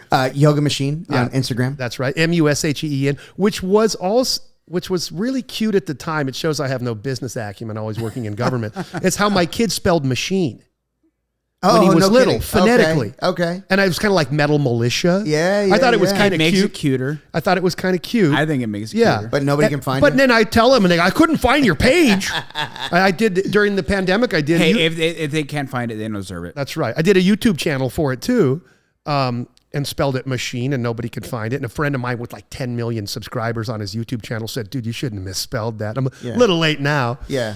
But anyway, you were asking how did I get? I'm like Trump, dude. I do the weave. I bounce around and I get back to the topic. No, we're good. I We're get good. back to Yeah. the top. You're asking how did I get involved? Well, I kind of had done it off and on for years, and then after I moved to Phoenix this must have been like 06-ish. I hurt my neck real bad. Like I would have been a surgery candidate. Like numbness in the hands and stuff, cervical vertebrae. Wow. Oh yeah. And I had the shots through the pain clinic. I had shots. There's like a fluoroscope snapshot of the needle going right to my disc. Yeah. And I'm like, oh God, I'm glad the person had a steady hand with that. Yeah. Anyways, I basically slowed down or pretty much quit jujitsu and training for a while and only did yoga. And then I took on a very serious daily practice, and that's been more than 20 years. Yeah. And it was just like a little bit of stretching here and there and proper posture. A lot of people's discomfort is a result of them splinting their muscles to deal with the pain year after year, and now they've screwed up their posture. Yeah. So one of the best things you can do for turtle up. Yep. Basically. One of the best things you can do for your spine is to try to straighten it when you're standing or doing anything else. I'm just relaxing now, but keeping your head above your shoulders, pulling your scapula down your back into traction, neutralizing your pelvis so you don't have that anterior tilt back. You have like more of a posterior tilt, like you're poking your crotch forward. Yep. So I did that for quite a while, and really, not perfectly, of course, but really fixed my neck. And I think it was some medical interventions, there's some agency you get when you're healing yourself instead of just passively hoping the doctor helps you. Yeah. And then, of course, taking a break and stretching and beating up some scar tissue out of there. Yeah. I mean, you probably know this. Like a lot of times doctors are like good at like the diagnosing, treating, but they're not like the stuff that you're talking about with like posture and stuff. It's like they don't really know that like they can't be with you 24 hours a day to fix you. Yeah. Like the posterior tilt, like a lot of people like what is it called? When you like your pelvis is tilted forward, you have that like the big butt syndrome. If it's forward, that's an anterior tilt with your tailbone back. Yes. Yeah. Interesting little note. Apes don't have that tilt, which is why they don't walk upright very well. Yeah. When we have that tilt, it allows us to crank our shoulders back and stand on two legs. But a lot of times you'll see apes when they run, they have to counterbalance by throwing their arms around all weird. Also, interesting fact. People with ADHD have a higher propensity for having that tilt. Really? Well, in this room, we probably got a serious We got a tilting. tilt. Yeah, we got some tilting going on. We all got big butts in this room. Yeah. Bingo. Bingo. But that's what got me into Put my glass on. That's what got me into a serious daily practice. And to this day, even if it's just 10 minutes or so, I practice every day. Okay. Yeah. So if somebody doesn't have time, like I just can't fit it in, what's a good practice for somebody like who sits at a desk? Like what can they do to help their flexibility? Or even let's narrow it down even more. Let's just say they think yoga's gay. Well, it is a little bit. No. Embrace. That's what I would say. Yeah. The problem is there's a problem with everybody I talk to, especially older guys, say, I don't have time for yoga. I already do. And I go, you don't have to go to the studio, roll out a mat, pay your money, and put on your fancy pants to do yoga. You can stand up at your desk and do, straight-legged forward folds and stretch that hamstring. So literally just toe touches. Toe touches. But what's interesting, I call it buffering.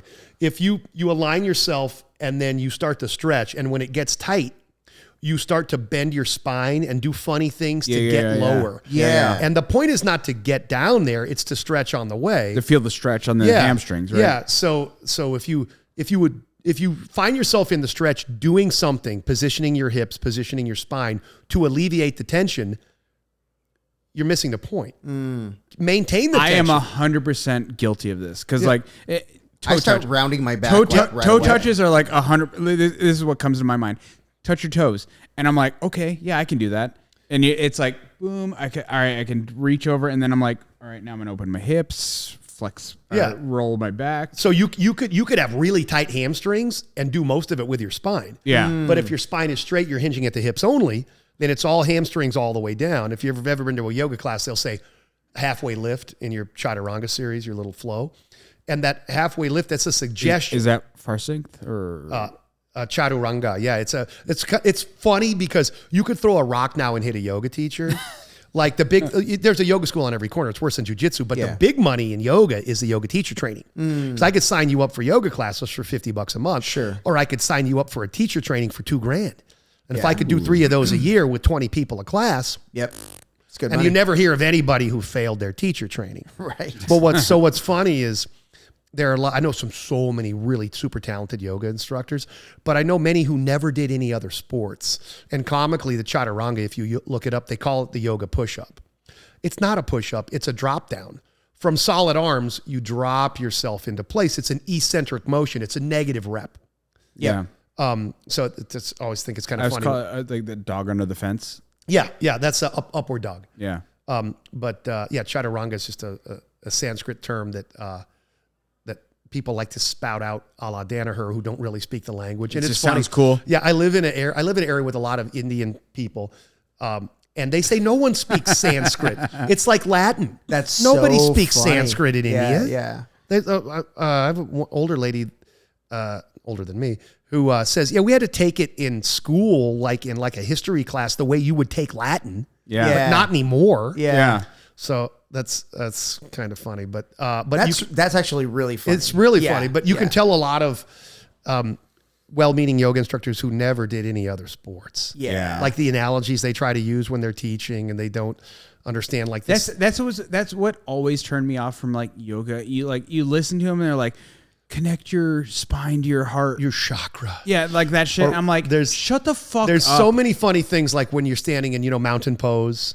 No. I don't Okay, know. it's the starting pose for many practices, and all it is standing upright, as straight as you can be, with a neutral pelvis, shoulders up, back, and down. And they say palms forward to receive. And Receive what? knowledge, I don't know, but the funny thing is, Have you ever taken a yoga class? when you externally rotate your palms, your radius and ulna bone have to follow, and your upper arm bone and your shoulder and your scapula go together, and that stands you upright.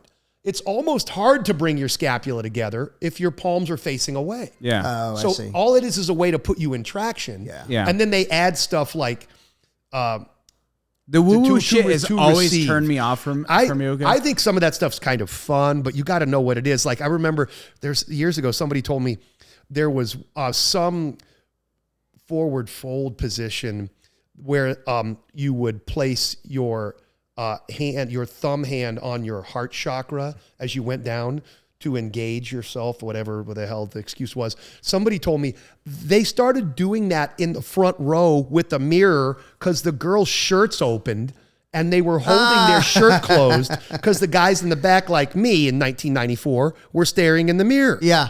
So they take some little accidental thing and turn it into You're part like, of the I lead with process. my dick. I can't help it. I'm sorry.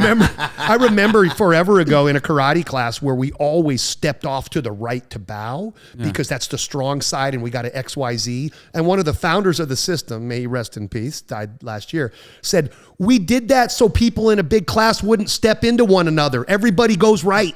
Yeah.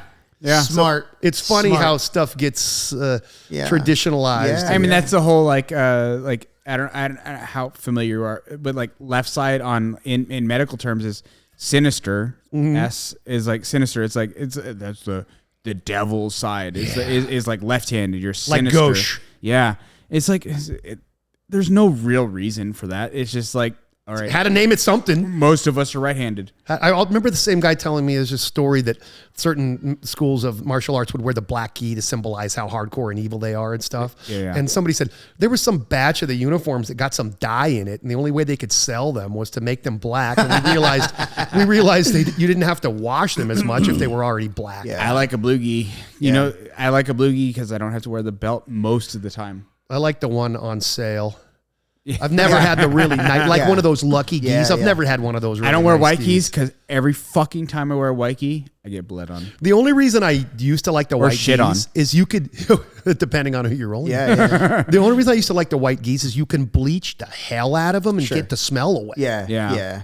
But then they don't last as long because the bleach tears up the cotton. Yeah, fucks so, them up. So Amy and I did the hot yoga, Bikram yoga thing years ago. I was like, no, you didn't. And so it's years ago. So she took me for my first yoga class. She had been doing it for a while. It took me and I didn't know there was like a spiritual component to this. People make it their religion. Yeah, dude. These Ashtanga people think their yoga came from God. Yeah. So I walk into this. Like anybody else. I walk into this room and it's hot as balls in there, dude. Like I come from the locker room into the little yoga studio and I got my little PT gear on, and I'm like, it's hot as balls. And I walk in, I'm like, fucking stinks in here. Yeah. No, those original Bikram schools with carpet on the flooring, which is what Bikram wanted for the franchises, you can't get the smell out of No. it. Dude. Yeah. Foul. And then Foul. Amy's shushing me because there's people in there like napping. Yeah. And I'm like, what? And that guy comes in, he's like, I'm fucking your wife. Yeah. And I'm like, it smells like fucking feet in here. She's couldn't- like, shh. One of the original schools downtown on Camelback, I used to go 2 years ago. It had that carpet, and they would even steam clean it, and it still wouldn't quite smell Stinks. right. Yeah. It's kind of like an old gi. Like, We've all Can't get the smell You've all out of had it. those gis where you're like, oh, I left it in my back seat. It's fuck. and even when you wash it, it seems fine until what?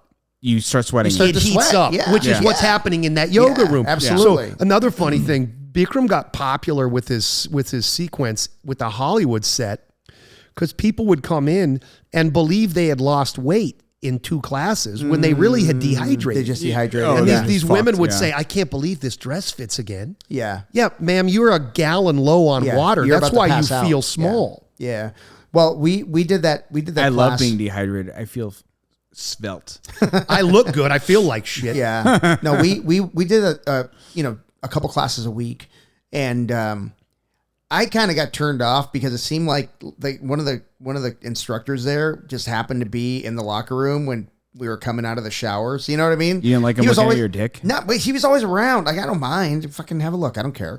But like, he was always around. It's and not that impressive. he kind of follows you in there. It's creepy. There are some weirdsters involved in yoga. Yeah. The beauty of jujitsu, among the cool things, is it's sort of self-correcting. Yeah. Yeah. If you think I should have my thumb in on a Kimura grip and I think I should have it out, we can go see which one works. 100%. Yeah. Yeah. You can't really do that with yoga. So if somebody says, oh, your toe should be a little farther to the left, why? Yeah. That's the way I was taught by my teacher who Yeah. did it. That's actually like how I teach too. Like a lot of times I'm like, hey, this is how I do it. I do thumb out. Like, you're welcome to try thumb in. This is what happens. Like, If you can't give me a biomechanical explanation for the reason, I have a hard time buying it. Yeah. When you put the thumb in, you're engaging the strongest digit with a big pad of muscle, yeah. and you're using more of your forearm. It just works more. Yeah. But the point is, jiu-jitsu has to work. Plus it like torques weird. Yeah, like, you could hurt your thumb. Yeah. You think your way works? I think my way works.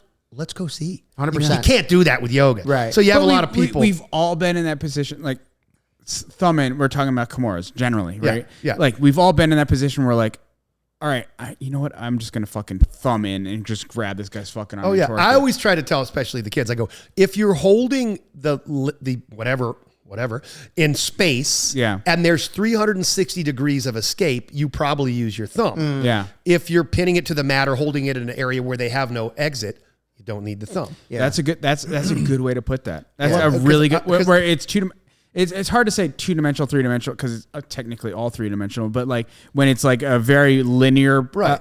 like Kimura is a very good example. Like let's say you get it from guard. Yeah. I always say the only way he could go from here is back, which is where I want to go. Yeah. right, So or I don't need the into thumb. the submission. I love the example of, I always use the example of a guy I trained with a little bit in Tucson, who's out of San Diego, who's an MMA fighter for a while, who had a wicked Kimura and is missing a hand. No kidding. He had the one hand, but his press hand was gone. Like Yeah. the hand that would typically be forcing the Yeah, wrist. yeah. So all he had to Yeah. do was keep pressure, like sticky hands, Yeah. on the wrist, and there was nowhere to go. Where are you going to go? Back? Right. He's not Yeah. holding me. Good. That's where I'm taking you anyhow. Yeah. It's a good example of how it works. That dude could hit you with that little nub because it would like tape a glove. Oh on my for God! him. What's his name? Jeff. Yes. Jeff Reilly. Yes. Tough guy. He did MMA. Badass. Yeah. Badass. I have a really cool story. I've rolled with him. Me too. Lots in I have Tucson. a really cool story of Jeff. So Super cool guy. I was a white belt back when AZBJJL was at like Westwood High School. So I was so we had the tournament that weekend.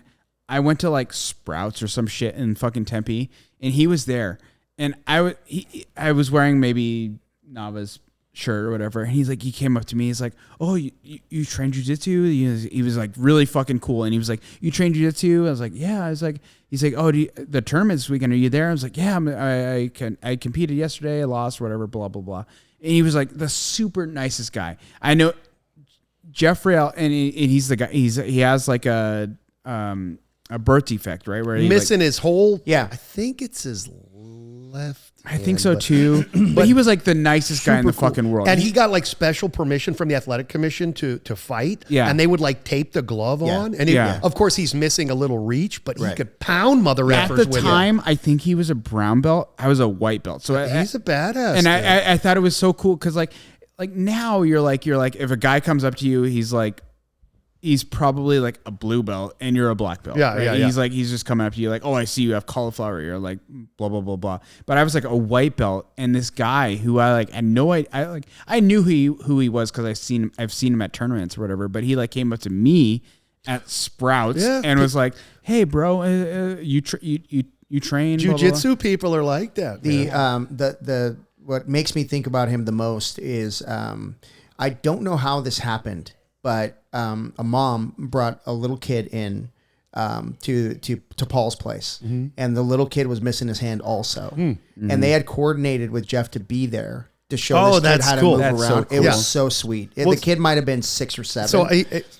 that's so years ago. Listen to this clusterfuck. I was in Rocky Point with my kid. He must have been like 7, who was leaning on a table, a big ass stone table that broke off the pedestal and crushed his hand. Oh no! And took off those 3 fingers. So you had a thumb and a pinky. Yeah, I mean it was like dangling behind him on skin. Oh my and God. I didn't even know where we were at some friend's house. Yeah. Somebody took us to this like taco shop, which doubled as a clinic. Fuck yeah. And the dude comes in fresh off making his carnitas and like clears out a spot, injects him. He's just screaming. His mother is like out of her mind pale. And I'm trying to keep it cool. I'm like, it's not life threatening, but it is fucked up. Yeah. And he injects him with Novocaine or something, and finally it relieves him. He's like, oh God. They wrap what's left of the fingers up, airlifted him from Lukeville to UMC, where the preeminent orthopedic microsurgeon in the country had a residence. Oh, wow. He puts these 2 back on pretty good. Yeah. And this one is kind of like permanently 7 years old, which now my kid uses to uppluck the D-string on his base. Hell yeah. So nice. it kind of worked out cool. But for a while, I was always because he was 7 at the time. Yeah. For a while, I was always searching out people missing a finger or something. And Jeff was one of the people I had a picture of. Yeah. And there was another guy I knew who was an agent missing his index finger, who could qualify using his middle finger for his trigger, and was a good shot. Yeah. And there's a famous climber who lost a finger climbing. Right? You would know. Tommy Caldwell. Yeah. And is it that finger? It's one. I think it was his index finger. Yeah. Well, but he had a signature. It wasn't even a climbing accident. It was literally. I thought it cooked a rock and he fell. Nope. Oh shit. It was him and his wife. I forget her name. They were literally like remodeling their house, and he just ran his hand through a table saw. Oh shit. Yeah. I thought for sure it got hooked in a rock. Nope. Anyway, but Tommy Caldwell. Yep. Didn't he have a series of a clothing line with like a chalk hand? Yes. That had slapped. I have that shirt. Yeah. I have that shirt. So I forever was collecting all these examples of people with minor disabilities that did just fine to get my kid pumped up, and now he's, in a satanic punk rock band. And Fuck yeah. Tommy Caldwell is awesome. the one. If anybody who like this was actually like kind of like popular like outside of the climbing zeitgeist, the Dawn Wall. Mm-hmm. Oh yeah. He that was him.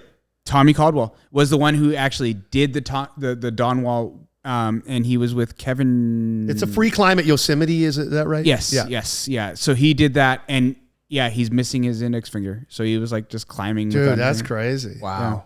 Yeah, that's you can always work around a disability. Look at Omar that I purchased the gym from, dude. Yeah. I mean, he is low grade Downs, and he started a whole gym. Low Downs. He's like diet Downs. Cut that out. I was kidding. He's like keep that in. Diet Downs. Diet down. Yeah. Oh my God. Yeah. Where'd he go? He, like he always threatened to do, took off to Florida. Wow. Where in Florida is he?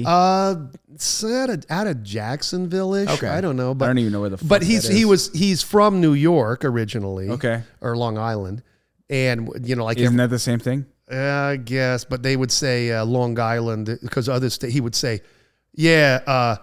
He would say something like Long Island because other places is fags. He would say the most nonsensical stuff, but great guy, by the way.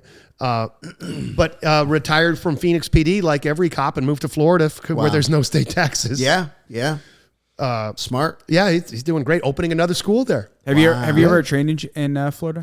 I have. I used to work in Georgia all the time. I can't remember the gym. I trained a lot with Scott Devine out of He was a Helson guy forever in Georgia. He had a bunch of schools in Georgia. Okay. I asked about Florida though. I can't remember the Florida gym, but I did because we drove down to Miami once. I can't remember. I mean, it was just an open mat. You kind of want to stay away from fight sports. Yeah. I was trying to get raped. Yeah. But they'd keep it a secret. Yeah. Christ. Yeah, they'd keep I it a knew they secret. wouldn't tell anybody. They wouldn't tell anybody.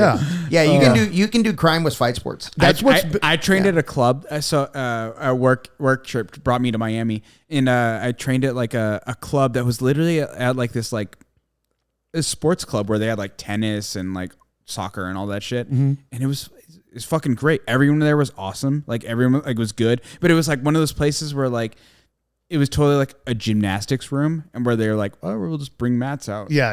And it was fucking awesome. That's what that was cool with my previous job. I traveled so much, I would always take a rash guard, and it's much easier to travel and find a no-gi class. Sure. Because you're a bitch. Pack a gi because I didn't want to pay the extra fee for the luggage.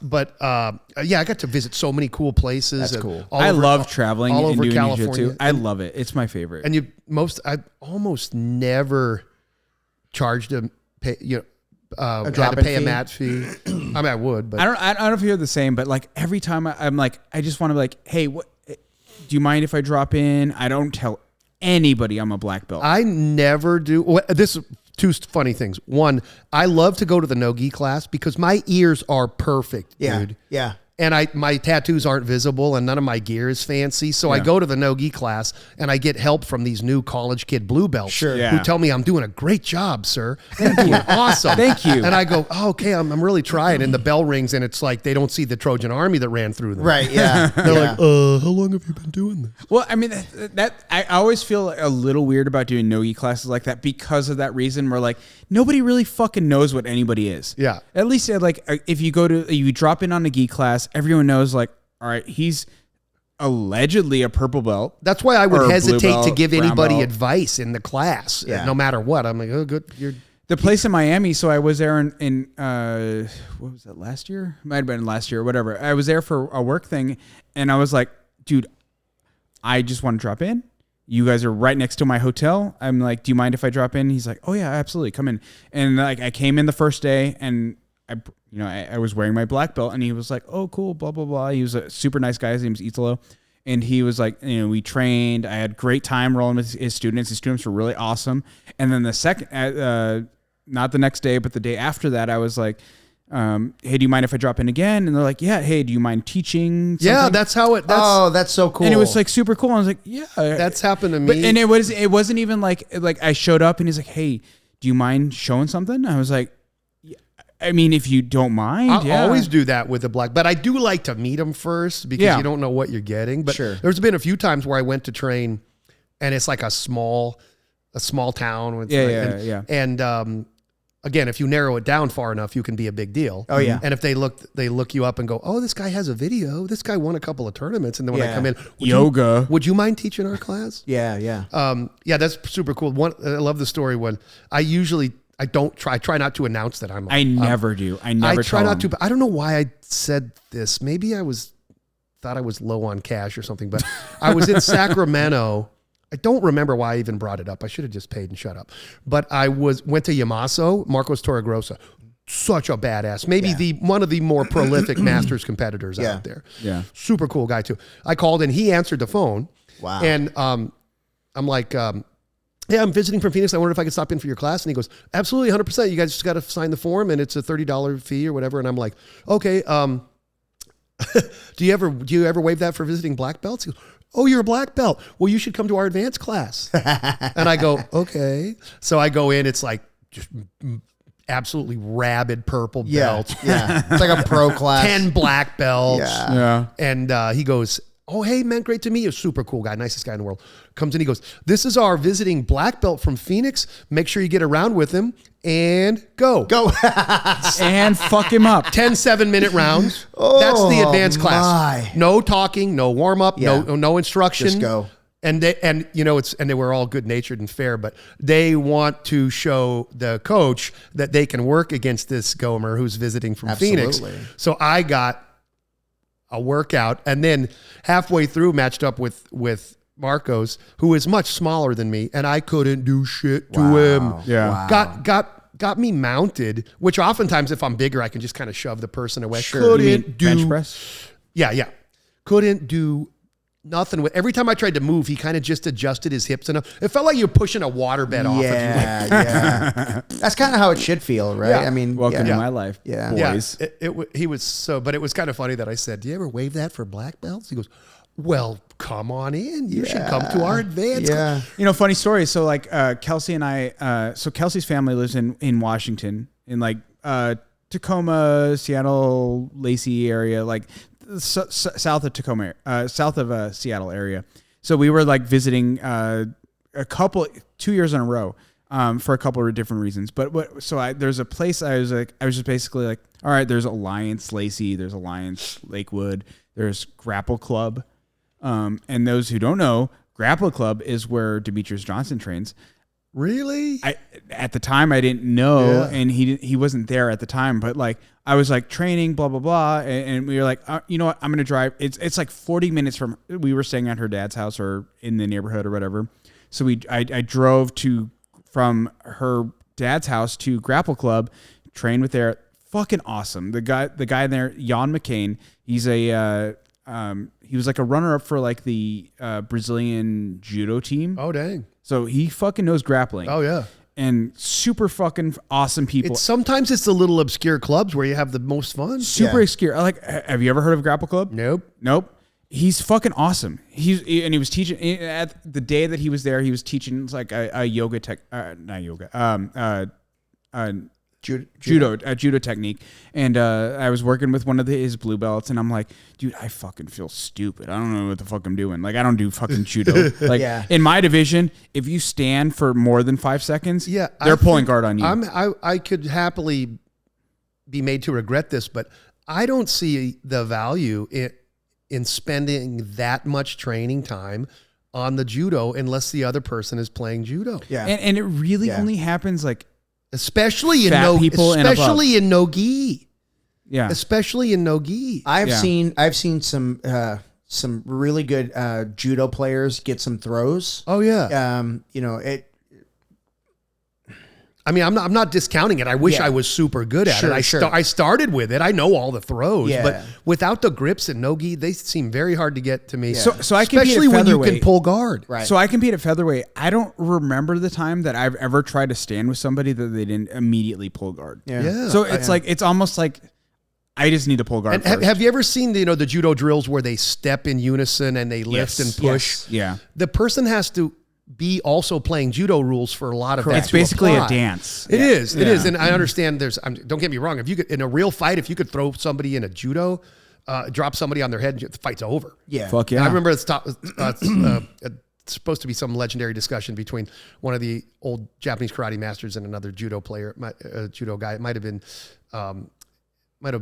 Henry Okazaki or somebody, and the guy had trained his knuckles up to drop. He's the Denzaru guy. He had like beaten his knuckles to death to make them all callous. He's like, these are my hardest weapons. They're so solid. And he said, I'm standing on my hardest weapon. I'm going to drop you on it. Yeah. Using right? Yeah. The earth. Yeah. But I don't know. I'm sure plenty of people who've made a career out of it would would happily prove me wrong. But yeah, given limited training time, I'm not going to put a bunch into. No. Especially when you can get a grip and post out and stay away from the hips for long enough. I don't care if you're a wrestler or a judo guy. Like if I keep you at this length, you're not doing shit. Shoot and you can't grab me. You're fucked. I have so much respect for wrestling and judo that I won't pretend to learn a throw and apply it within the same month. Yeah. You know what I mean? It's just silly to think that you can actually do that. I mean, it is right? a lot easier though. I'm just saying. But going back to being incognito when you're traveling, Amy and I trained at this place in Hawaii, and it was a no-gi class. Amy had never done a no-gi class up until that point. And, of course, the guy's Brazilian, and he's gorgeous, and he's got whatever.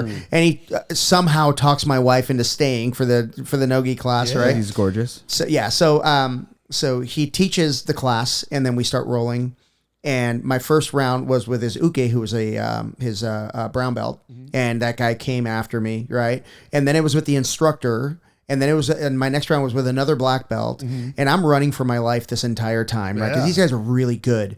And then I slap bump with this dude, and I'm fucking working him, dude. I'm like, and then finally I mount him and I'm squeezing. I'm like, and I stop. I'm like, how long you been training? And the guy's like, about 6 months. I'm like, I am so sorry, bro. I got stuck in 5th gear and I couldn't get out. I could not get out of it. Well, I've been running for my life for 3 rounds, right? Yeah. So this poor guy, man, I worked him pretty good. And then after that, I was like, what do you want to work on? Well, I just like to, oh, thank God. You know what I mean? He's cool. So, but they were so nice, dude. They were so nice. Like after class, they're like, come join us. We're going to go eat some Hawaiian food. Yeah, and I'm like, they're all, I can't so cool. tell you the number of times I was out of town for work at a hotel and stayed for the late class. And somebody, one time, at Easton, the head instructor gives me a ride back to the hotel after we close up. That's cool. Yeah. Yeah. I mean, to that point, like, so like what I was kind of like getting at with like that grapple club in Seattle or Seattle adjacent, whatever it is.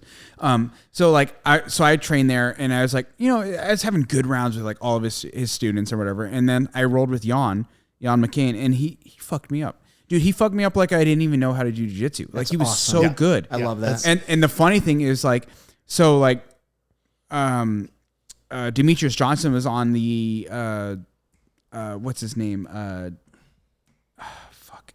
I can't remember what cup. He was on a podcast, and he was talking about how, like, dude, I rolled with Jan, and he fucked me up. And I'm like, makes me feel good that, like, a little bit better. It makes me feel good that Demetrius Johnson got fucked up by Jan just like I did. And the funny thing is, like, he's in my division at Master Worlds. I saw him last year and I was like, yo, what you said about Jan, 100% agree. I rolled with him, he fucked me up. Yeah. And he's like, yeah. I mean, he's like, yeah, I mean, he's fucking good. Well, we had last, maybe 2 weeks ago, when was I? Well, I was in Mexico, so it was like a week ago. Matt Gillette came in for open mat. Oh yeah, that dude. And I didn't know he was there. Right, my phone starts blowing up. Dude, who's this Matt Gillette guy? Who's, because we had a lot of new guys. Like, nobody. He's one of the more prolific Arizona competitors. 100%, dude. He was. I think he got hurt last year. He was injury ridden. Number one in his weight class, right? 100%. Yeah, previous year he had won like gold at. Multiple golds at like 2 or 3 tournaments a month all year. Yeah. I mean, and he had like the one of the highest finish rates. Yeah, he'd like the black belt level. Fly into that wild half guard. Yeah.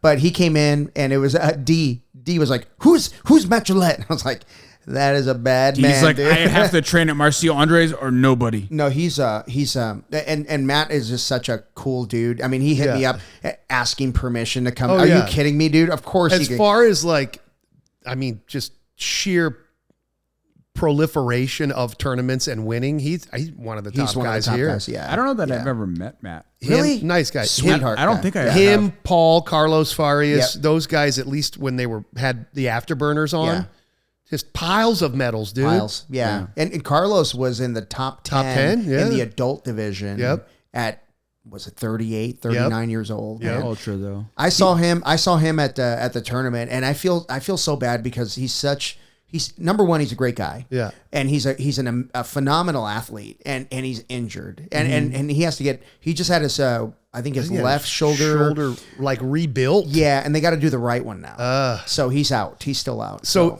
I always competed with him because we're the same age, both with October birthdays. Oh, no kidding. So we were always in the... What day? 29th. I'm the 28th. Are you? Yeah, 72. Yeah, that's your 2 year. A pair of gays over here. Yeah, almost 3 years older than you. 2 years older. 2 years older. Yeah. That's right. So that's still Scorpio, right? Yeah, Scorpio. Yeah. Oh my God. I think his is like October 16th. But okay. I was always at the local tournaments. I would always stick around for the absolute. Yeah. And he would murder me because, if both guys know jujitsu and one has 100 pounds of muscle on the other, forget it. Yeah. 100%. Yeah. This size don't matter business don't really apply to both guys knowing jujitsu. That's what people who don't know what they're talking about say. Can I share the first time I like saw you, like the first time you and I met? Sure. It was at the Dan. Naked? It was at no, he wasn't naked. It was at Paul's tournament. It was at the Dan tournament at Paul's, and you was it me and Carlos? No, it was you and who's the Gustavo Dantes, black belt. You guys were brown belts at the time. He was like a week from going to Euros. Remember that? Yeah, dude. It was Dan Hampton. Dan Hampton. Yeah, dude. And he blew up his ankle. So he was, first of all, I forgot about that. Dan is really good, and He's I was great. like down on points. Yeah. And like, Yes. In fact, I started MMA style, so more no-gi, and that's one of the reasons I left my first gym because I wanted to train the gi. I thought it was just fun. Yeah. So I ended up, long story, but I ended up with Dave Reilly training. He's the first person to show me some gi passes. Yeah. And I was really low on points or down on points, and we got in some weird scramble. You both were holding each other. Yes. Yes. Dude, there's a picture of it. Yeah, shootout. Yes. Shootout. And we're both fairly flexible. And the angle we were at, I had it locked, he had it locked. Mine didn't feel that bad. And his just kept bending. Oh, and no. my coach Dave is in the corner and goes, stick with it, stick with it, stick with it. And I just kept really slow pop. Yeah. And it went at the shin bone. Yeah. Yeah, it Not wasn't at- even his ankle. Yeah. Not at the ankle. And were you there too? Oh, yeah. We were all there. Yeah. Dude, it sounded like someone slammed the door. Yes. And his ankle Yes. was like this. Yeah. And- so bad. Dude, and it was kind of against my chest when it popped, so I felt it like, And I remember you're like, oh nope, I don't want to see this. I don't wanna dude, see this. I would rather see blood than like disarticulation. Yeah. Yeah. I mean, and I was like, and somebody like, it looked like I was going to throw up, so somebody like brought a garbage Yes. can, and they Yes. thought it was because I was out of shape. I wasn't that out of shape. I just couldn't stand it. And then I felt bad because he's such a cool guy. He is a great guy. And then his Judson was there, his instructor. Yeah. Well, I walked over. I was like, dude, I was trying to go slow. And Steve was always real deadpan. He goes, Yeah. he looks at me and goes, I taught him how to tap. And then, he That ended up, sounds like Steve. he's got a plate. He's got a Josh plate in his leg Yeah. from me. Yeah. I felt Oh, they that- had to plate it? Yes, Yeah. dude. It was, Oh, it shit. was a break. I- It was a I- break. That's like one of like, you know how there's like those like memories that like, they'll never go away. Dude. I'll remember this That's- on my deathbed. Yeah. Like you pop in his ankle and like, first of all, you being like, I don't want to see it. Yeah. Like you were just wasn't- like, I didn't nope, know how nope, bad it I'm was. done. I'm nope. Yeah. nope. And I remember Jenny came in and was like trying to tape it. I'm like, tape ain't gonna fix Yeah. that, bro. Jenny. Oh, Jenny. Yeah, tape Bless- ain't gonna fix that. Bless your heart. Bless And your then heart. every time I'd see him at tournaments, I think I even saw him once. It was out of some big out of town tournament he happened to be at. It was an IBJJF tournament, and he introduced me to. I think he introduced me to Tanner Rice, at a Reading, and he goes, "This is the guy who broke my leg," and I go, Do you know who Tanner Rice is? Nah. "Oh, dude, He's from California. Badass. He's cool. He's, He's really slowed down his competing, but when he was active, he was in fact, that's funny story about Fight to Win is I always ended up at the booth because the offers I got were either someone like him, yeah. who's going to kill me. No one wants to watch that, or somebody that I'm going to kill. Actually, everybody I'd watch, wants to yeah, watch that. I'd watch. God, People don't like watching like jiu-jitsu. For those who are listening, I don't want anybody that knows me to watch that. People Right. are watching jiu-jitsu do not want to see two guys who are close together. They want to see A real mismatch. performance. Yeah. Because mismatches are fun. to Yeah, watch. if he'd have let me survive 3 minutes, I'd have tried it. Yeah. But Dude, that's negotiable. I'd have done it. I'd have done it no gi, but in the gi he would murder me. And then the other offers would be like some total dong that it's just an embarrassment for me to go against. Yeah. yeah, like Alex Martinez. Yeah, I can't take no. that fight. Fuck that guy. But I remember every time he would introduce, he would say, "This is the guy that broke my leg," and I would go, "To be fair, we broke your leg. I applied the pressure, and you let it happen." Yeah, that is literally one of my core memories. Yeah. Like I'll remember that on my That was, deathbed. and then I remember after I felt lousy, and my coach Dave, he goes, "Dude, you did nothing wrong. You just Right. kind of stuck with it slow, and I don't know what to tell you." I mean, like anybody who's played that toe hold battle, like yeah, there's a spot, sometimes you lose, sometimes Speaking the of other guy loses. flexibility, muscles and tendons stretch, ligaments don't. Right. Yeah. They just Yeah. get to tension and pop. Yeah. But I do. You know why I recall that? Because one of the prizes was gift certificates at that old Chicago. Oh yeah, bro. Which I- Wait, what are you used to- talking about? I don't. There's old- no old Chicago. Not anymore. Now it's a Ojos Locos. yeah, yeah. No, bro, if you want to that's get probably shot, more your vibe. Yeah. Well, it's kind of like a cheap Latino It's Mexican version Hooters. of It's Hooters. Mexican Yeah. Hooters. Yeah. I used to love that place when they had like the used lingerie and the girls could wear whatever they wanted. Now they seem to have a uniform. It's too I classic. don't want a butt that close to my I'm food. amazed that doesn't violate some food service Right. regulation. Yes, thank you. So when are we going to Hooters? I don't hate After it. this. I don't hate it, but I'm surprised it's allowed. Yeah. But I remember that it came with like a $50 gift certificate to Old Chicago. fuck yeah, dude. And there was one by my house in Glendale. Tell me you Nice. never used it. I used it. I loved Old Chicago. They had a great beer selection. Old Chicago was the spot. Is there? There's one left. We went there after Scottsdale, right? We went there almost. I went there almost every week. promotion. Great selection of beers. Yeah. Good pizza. Good food. Wings were good. There was one at Bell. Service was better than it is now. Yeah. There was one near 59th and Bell in Glendale. Okay. That I would go to. That's also. not even a part of this country that anity that knows. There's a lot of people in Glendale. Yeah. So I got to tell you the most gangster toe hold that I've ever seen in my life.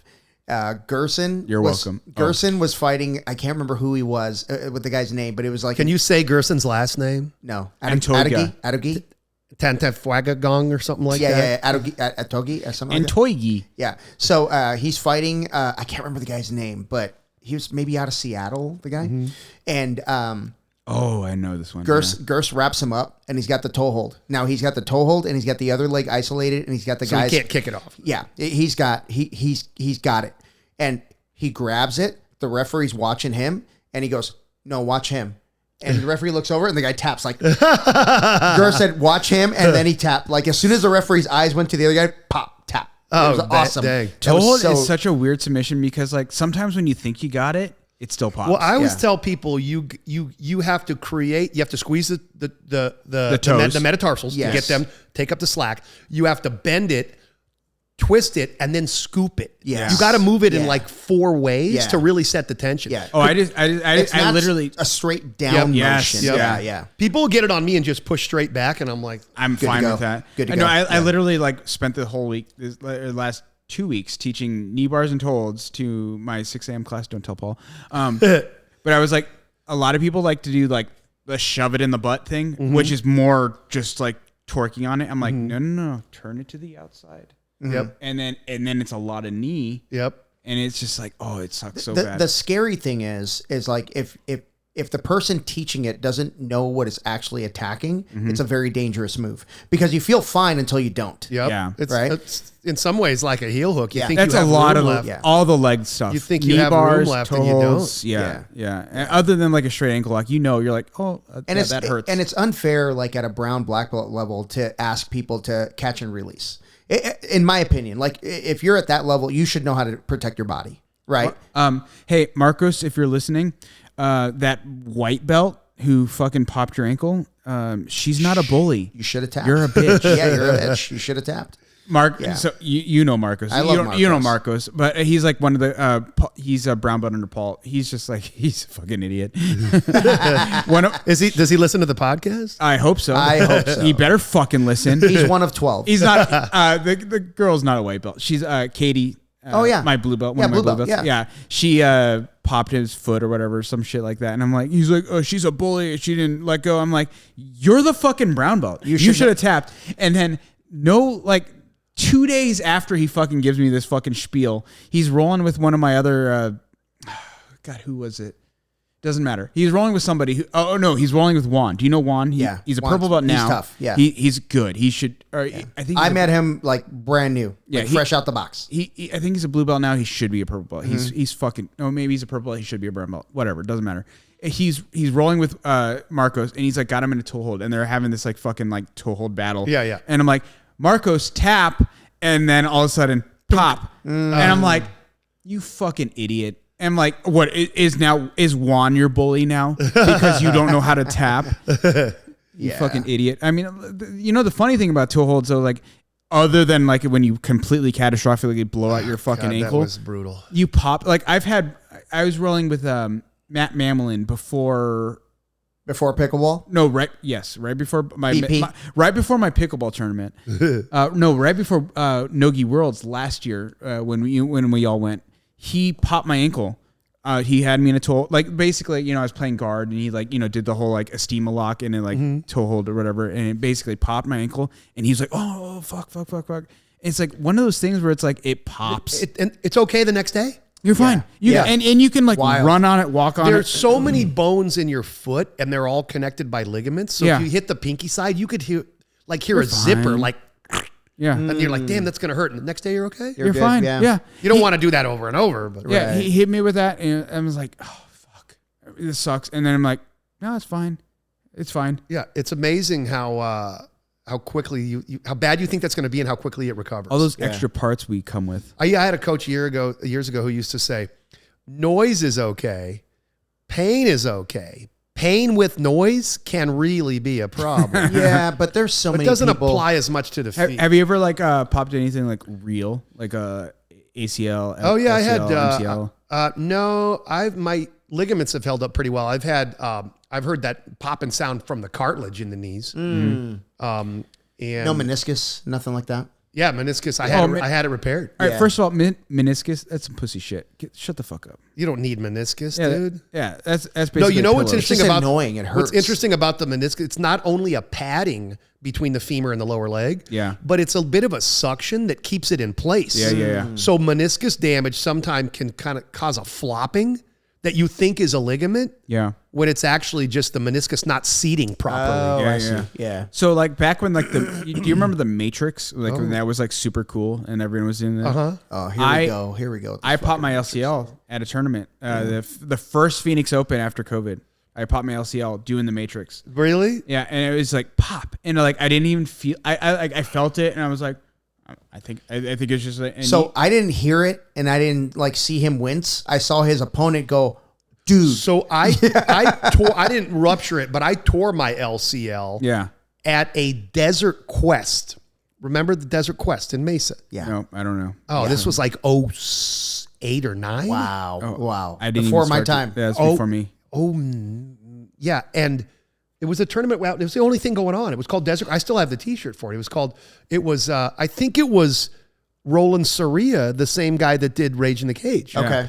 And I was trying to do this hip throw all locked up on a guy. Yeah. And this same thing, when it popped, we both kind of froze, unsure which of us it was. Because we're kind of connected. Yeah. It was like this. It was like this. And we're like, ugh. And nothing feels bad. Finished the throw. I mean, that's exactly how it was. Bryce, he like trained at Marcio's at the time, but now he's at Gustavo's or vice versa. I can't remember. But I threw the leg over. I went to go like take the Matrix or, get that like back take or whatever. Yep. Pop. He looks at me. He's like, are you okay? And It's like the jump from when we used to call that the levitator, where you'd go. Yeah. Yeah. Yeah. No, I totally like looked up at him like, am I okay? Yeah. And we both stopped. And the ref is like sitting there staring at both of us and like, what the fuck is going on? And we both like stop. We kind of like disengage. I stand up and I'm like, I don't know. Yeah. Like it feels fine-ish. Yeah. And then like, So you tore it, but didn't rupture it. oh no, I completely ruptured Oh it. shit! Yeah. Did you have it replaced? Oh yeah, I had to get surgery and everything. Because I after. know the MCL sometimes they won't replace. Well, the it's MCL's a lot bigger. less common to take inside. I Yes. guess a lot of The MCL is a lot bigger than the LCL. The LCL is basically like this tiny little tendon here. So you did have it. Was it cadaver replacement or No. One of So, your? so luckily, like mine, like tore like right at where it connects. So he basically just had to like grab it, plug it in, suture it. Oh, sweet. So it was like a super easy surgery. Was Dr. Seaman? Whoa. Zeman. Seaman. Shout out to Dave Zeman, dude. That motherfucker retired, and now I'm like, I can't get injured softest anymore. hands you've ever felt on a man. Was he an orthopedic surgeon? Yeah. Yeah. Really? He was a fucking man. I had a jiu-jitsu student who was a cardiothoracic surgeon Oh. and broke his finger practicing, and it didn't break it. It tore the whatever ligament keeps it from flopping down. Yep. And because without that tendon, this finger would be bent all the time. Yeah. It's actively keeping it pulled back. Yeah. And he had it replaced. And he said, dude, I make my living with my hands. And he quit jiu-jitsu. Yeah, you have to. Yeah, you're done. He's like, this is fun, but it ain't worth my 15 years of medical college. Do you remember Dave Barnes back in the day? Yeah. His son, What happened to him? Jordan No, used. Dave. Dave, no clue. Who fucking knows? Oh, Yeah. So many people disappear. So Jordan was with us way back in the day. I was probably a blue belt at the time. He was an orange belt, and he was a fucking handful back then. But they like both kind of like disappeared, and now Jordan's back at Paul's as I think he just got his purple belt. God, Yeah, I he should did. pay attention to this shit. I really should. But he's super fucking. He's like one of my favorite training partners because he's just like he's got that young kid like spunk where you're just like, oh, you got to give him the beans, right? So he's super fun to roll with. But like I was rolling with him one day and I was like, had that underhook. I had the grip on his pants. He just dropped his knee and just like, pop. And and now I have this little crooked finger. My grips are the worst. If there's too much pressure, I let go. Oh, me too. Yeah. Me too. Most of the time, I'm like, the trick is like, you to trick someone into thinking you have endless grips is like you're not gripping until they resist. Yeah. My black belt Jeff, who's also my business partner, is probably 150. He has the strongest grips. I cannot believe you can't get him to let go. Yeah. I'm the opposite. Once there's tension, I'm like, I'll pick another one. Fuck it. Yep. So tell me about your academy. How did you end up becoming? What would possess you? Okay, so I was talking to Alex about this. I don't think I could open a place from scratch the way Omar did. He opened with one student. Yeah. You guys keep talking. Yeah, okay. He opened with one student. I don't think I could do that. We opened and took over from Omar comically. I've told this story a bunch of times. He said, we're trying to negotiate a fair price. And I'm like, well, tell me how many people, and I can do that math, and we'll figure out what it's worth. And he goes, we've always had right at 100 people. And I said, oh, that's great. Okay, cool. We'll do the math. This is fair. And we look into the books. And there's 100 people hanging around. There's 27 paying members, which is a good start from scratch. Yeah, of course. So what happened was I was teaching for him a little bit up there when he still owned it. And when he left, he was considering selling it to one of the purple belts. And I'm like, yeah, I'll still teach for you guys. And then the guy at the time, who's now a co-owner, said, had this theory. He's a great business acumen. He worked for a few different companies. Was an executive at GameStop. Nice. Right before they short sold all that stock and made a lot of money. He wasn't involved in anything illegal. Yeah. So as far as we know. As far as I know. Yeah. And he almost like a profit sharing thing. He said, I want someone with a stake in it, not just teaching here. So we agreed with another guy, brown belt student of mine, a great guy, super tough wrestler, strong as hell, Jeremy Mackey, to go in thirds so we could spread the liability. Yeah. And from the outset, we all agreed what our role would be. And that's one of our sort of superpowers at the gym, is that we can spread that liability around, so no one of us is relying on that income to pay a mortgage. Yeah. And there's so many places I trained, actually not so many places where I was a student, but so many places I trained where there were things I would like to do differently. Sure. And I thought, well, this is my chance to kind of build my own program and make my own black belts. And we have, it's a great vibe up there in Anthem. It's a small town, so like a small business can still thrive. Yeah. And the people there don't want to leave Anthem, so you kind of have the market quartered. There is a large franchise school close to us now. There always is. They're everywhere. Yeah. But honestly, anybody who would like that vibe would not like my vibe. So they can have at it. Yeah. And oftentimes when people realize how regimented and expensive those places are, they've done the marketing for us. They end up at our school anyway. Yeah. So it's we have a little handful of competitors, probably 150 students. Okay. Smaller gym. That's good. Yeah. Reasonable rent. Okay. A little keg fridge in the back. Nice. We have a good fun kids program. It's been great. It's so nice to have in retirement. Yeah. And I don't have to teach Monday morning or Friday night. Beautiful. So it's a great setup. Yeah. Infinite BJJ and MMA. In fact, now we have like kind of a teens amateur MMA class. Sweet. 2 nights a week, which is kind of fun for the kids. It's like old school MMA, using the striking to close the gap to use your jiu-jitsu. Yeah. So it's been a lot of fun. Keeps me in shape. Keeps me out of the bars because I have to teach late at least a few nights a week. Yeah. I really with my academy, I wanted to see if I could pay my bills with my passion. Yeah, that's awesome. Because my former job, my corporate job, funded my passion. Yeah, that's how I've always been. Yeah, it funded my passion, and I'm grateful for it. It took care of my kids, all that stuff. Paid my mortgage. But I wanted to see, could I replace my income with my passion? And here's what I found out. You can survive on a fraction of what you make. Oh yeah, right. It's not what you make; it's what you spend. Yes, it's what you keep. I kind of flip that, right? It's what you keep. Yeah. So, no, I don't make getting $30,000, $50,000, $70,000 commission checks was awesome. Yeah. I don't get that anymore, but I can still pay the bills at the academy, and I can still pay myself. And you have the previous career to rest on with those investments and all that. Yeah. That's why it says a really good point. I tell people, which is bad advice, young people, some of the worst advice you can get is to follow your dream, because that could result in you being broke as shit. Yeah. All the people online, this Gary V business of following your dream, you're hearing the 1% success stories. Yeah, Yes. absolutely. What's better is to feed your dream. Yeah.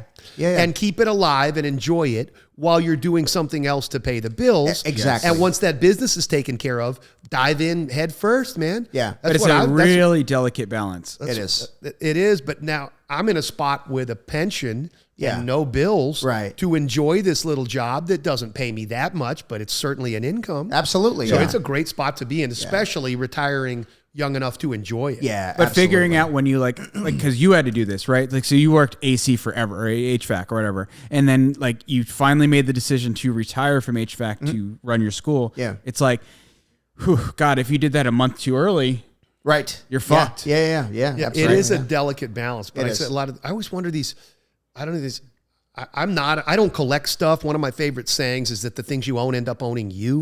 Yeah. But I don't know how these people just, live in completely hand to mouth, what they do if they need a root canal or if Oh, that's easy. You just don't get it. yeah, I guess you just live with it. But I say feed your dream, and unless you have a backup plan, do not chase that dream and throw caution to the wind. Yeah. It's not very exciting advice, but Right. it sure is nice when your kid needs braces and you got a little money in the Yeah, I bank. mean, it's Absolutely. real easy to do when like you don't have a wife. I It's think easy to do in your 20s when you got no one depending Right. on you. Yeah, Right. no, that's what I was gonna say. Like Yeah. a wife is a little easier, but like when you have kids, that's a big yeah.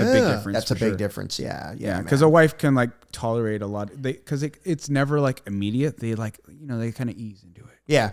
Well, also, I mean, my wife makes good money, so I always joke, like, when people are like, "Where's Amy?" Someone's got to pay for this shit. Well, Jiu-Jitsu doesn't pay the bills. Are you fucking kidding me? I always tell young guys, don't drop everything for that dream, and don't marry a chick who collects horses, and you'll be just fine. Matt Mamelin. Matt Mamelin. Yeah. Are you listening? Yeah, Because that's true. we have 7 horses. I call them the step horses because they came with the wife. Yeah. But my joke around the house is, you know how you make a small fortune with horses, right? Start with a large fortune because they're expensive. Yeah, man. Wait, does your wife really have horses? She has, I think, 7 horses now, and she actually, I'm hopefully she doesn't watch all of this, but I'm just teasing that horses. Oh, she checked out like 3 hours ago. Yeah, trust me. when we started talking about sucking our own dongs. No. That's where she was like, I'm Yeah. dialed in. we were inquiring about a gentleman that could do Yeah. that. But he loved food more. No, actually, I always joke about the horses, but she runs an adaptive riding program for disabled kids on those horses. That's fucking and cool. Dude, it's fucking amazing. Yeah. When she started it in Los Angeles with a huge program that was sponsored by William Shatner, Wow. and she got really into it. And got There's something on the horse. something on the horse. It was funny because he would write these huge donation checks for them, and at the LA Equestrian Center they would have this horse show for all these disabled kids, and they'd get on the horses and do cool stuff. And he was the MC for it, and all these Star Trek nerds would show up like dressed as Klingons and stuff, Yeah. and he would put them to work. He'd go, "You Romulans, go pick up those bales of hay." What's the Superman guy? The one that fucking got paralyzed on a horse? Oh shit! Yeah, Christopher Reeves. Christopher Reeves. Yeah, He's like, what? yeah. You're doing what? That poor dude. He was jumping and head spiked himself and broke his cervical. Oh, no shit. I had no I thought he just fell off. I don't know. Dude, I know more people injured or killed on horses than in law enforcement. That shit is dangerous. Yeah. But Horses are fucking cool though. Like I remember riding. So my dad, when I growing up, had a buddy who lived in Florida who had like a ranch, and I remember like riding horses in like water. Like they had like this lake that would overflow. So cool. Yeah. And a horse can swim with you on it, dude. yeah, they're like fuck 'Cause it. it's- They're like I don't give a fuck. It's got such a huge lung capacity to float. Yeah, they don't give a fuck. In fact, they're so they fun. rehab horses in water when they can't put weight on them. Yeah, it was the coolest thing in the world, and I was like, I've never gotten on a horse since then that I recall. When she started with that, I was like, what is this kids and horses shit? And then you'll see like emotionally a kid who's like kind of goofy who learns a way to move a 1,200 pound animal around. It gives them great confidence. Yeah. She had a couple of girls with eating disorders and had a rescue horse from Turf Paradise. Is that was really like the same thing? girls with eating disorders. She had riders with eating disorders. Okay. people with eating disorders. They happen to be girls. Yeah. And the horse was super malnourished and needed to gain weight. And the horse or the girl? Both. So their job was like to work together Yeah. and get him to eat and brush him. They never even rode him. But in the meantime, kidding. they would start snacking and everybody got it back together. There's some goofy autistic kids who get on the horse and learn some social skills. And the most impressive, as athletes, you guys will appreciate this. You get a kid with like, He called us athletes. you get a kid with like, You said it. like not Downs. Like Downs kids are just a blast. They just Yeah. get out there to have a party. They are the Yeah. best. Yeah. But the kid with like cerebral palsy or something, and you're not going to tell him to do 20 push-ups or Right. no push-ups. You're not going to tell him to do 10 sit-ups. Right. But you put his ass on that horse and start walking it, and he has to use his whole trunk It's a game. It's fun though to too. stay upright. Yeah, that's And cool. she'll do little things like walk the horse over, and they got to check the horse mail. So he has to lean and open the mailbox. Oh, and cool. Get the letter out and read it. And then it's really, really cool. But there's been kids wheelchair bound that they got in a walker actually moving because you got to squeeze the horse with your legs. Yeah. You got to hold yourself up with your It's way trunk. more physical than people think it is. Oh, totally. yeah. so And cool. Is there an organization? Yeah, it's called Blue Moon Adaptive Riding. Okay. And she's part of some larger organization that certifies people. You know what's funny? nationwide. It's like I just heard that today or It's a yesterday. 501c3 nonprofit. But Blue Moon is that a community up there? Blue Moon something? Because I heard someone else mention Blue Moon recently, and in that like Anthem, Cave Creek we're area. a little south of Anthem proper. Okay. But no, she just called it the Blue Moon Ranch because we got the place during the Blue Moon. Oh, you know, okay. hippie, So there's no rhyme or reason other than hippie that. chick shit. Yeah. you know? Yeah, very Josh. Yeah. But that's fucking cool. Like, because it's like, Oh, it is neat and some of these, we do a horse show every year for these kids, and like, dude, there'll be like 100 people there. Yeah. Because these are kids who the grandparents aren't going to watch them at a soccer game. They may never get a driver license. They're probably not going to prom. So this is a one big day. It's kinda that like they get cheating. to ride the horse. right? It's so kind of like cool. cheating, like because like a horse is going to do most of the work, but like you're kind of like Yeah, directing him, yeah. and it like makes him like have a little bit of like And I do the announcing every year for Yeah, the of horses. course you do. Of course you do. It's pretty cool, man. I got to admit, I'm a non-believer, and then I saw the benefit that the kids get sure. from it. It's pretty cool. So although I complain about the horses, they do a lot of. I'm prepaying my karmic debt with these damn There you horses. go. I love There you go. doing that kind of shit because so like Patrick Godoy, like his son has Down syndrome, and like so he did a fight with Sugar Sean. Sugar Sean O'Malley. Oh yeah, Yeah. Well, I it's might have so cool. I might have seen it online. It was Yeah. so cool. Yeah, a couple years ago, and then like he wanted to do another one, and I was like, I'll fucking do it. Like, Yeah. and it's just so fun because they're so happy. Like those like Yeah, the yeah. Downs Oh, are- Down kids, I don't think they're so sweet. I don't think they're. they're overly sweet is and the problem. but I don't yeah. think they're conscious of the fact that they're different. They're just having a blast. They're just Oh, having a yes. blast. Yeah. Yeah, it was a fucking blast, and we were Yeah. like training before, like, all right, this is what we're gonna do, right? And like, so he would come in, like, Patrick would bring his son in, and we would train, and we would like do like, all right, this is what we're gonna do, Yeah. and then like, all right, the AZBJJL tournament came up or whatever, and like, all right, we're about to fucking go, Dude, and they stopped the whole tournament. Oh, really? For them. It's so that was cool. so fun. They like make it all about the kid, yeah. and they're like, all right, let's fucking do this, that's- let's go. You just think of the social things that we all take for granted, playing team sports, Yeah. hanging out at the bars, Yeah. going to jujitsu. Those are things a lot of these kids don't get. They don't get to do. So it's Yeah. such a cool outlet for them. It is righteous. Yeah. Not a ton of money in it, but it is righteous. Yeah. for sure, Who fucking cares? It about the ain't money? like yoga money, dude. Yoga money. I feel like Scrooge McDuck with that money. I flop around in the bathtub with that money, dude. Oh shit. Are you touching people? Usually I invite people to the bathtub. That's what I I'm like saying. it. That's I how like you make it. the money. That's Yeah. that's how the Bikram guy made money, right? I always say it, yoga. It's okay to touch your partner or your neighbor. It's not okay to feel your partner or your neighbor. Man, that I assume you've seen that documentary about the Bikram guy. Oh yeah, yeah. Oh my god. Fucking wild. I got like 2 episodes in or something because it was like the mini series or whatever. I'm like, I can't watch this. I need 10 Ferraris because I'm running a auto body school. It reminds me of like the super church guys. Yeah. Like it's God wants me to have a those private guys jet. are- It's cultish. Yeah. Wild, dude. Yeah. And So- the spiritual component of it makes it even cultier than Yeah. some, like you see some weird jujitsu shit like that, but not as bad because of this spiritual bullshit component to And it. nobody has money. Did you see? Yeah. Did you see the John Oliver? You know who John Oliver is? Yeah, of course. Did you see that when he started a church? Yes. Oh yeah. And the people are like still sending him money. He has to like send it back. Like, please don't. He's send like, me this money. is fake. This was a joke. This was a gag. Yeah, the yoga people get, like I said, some of the people believe their yoga came from God. Yeah. Well, it's because it's funny. It's like, Well, there's been a couple of jiu-jitsu guys being promoted by Jesus. oh, Yeah. that guy. Yeah. Yeah.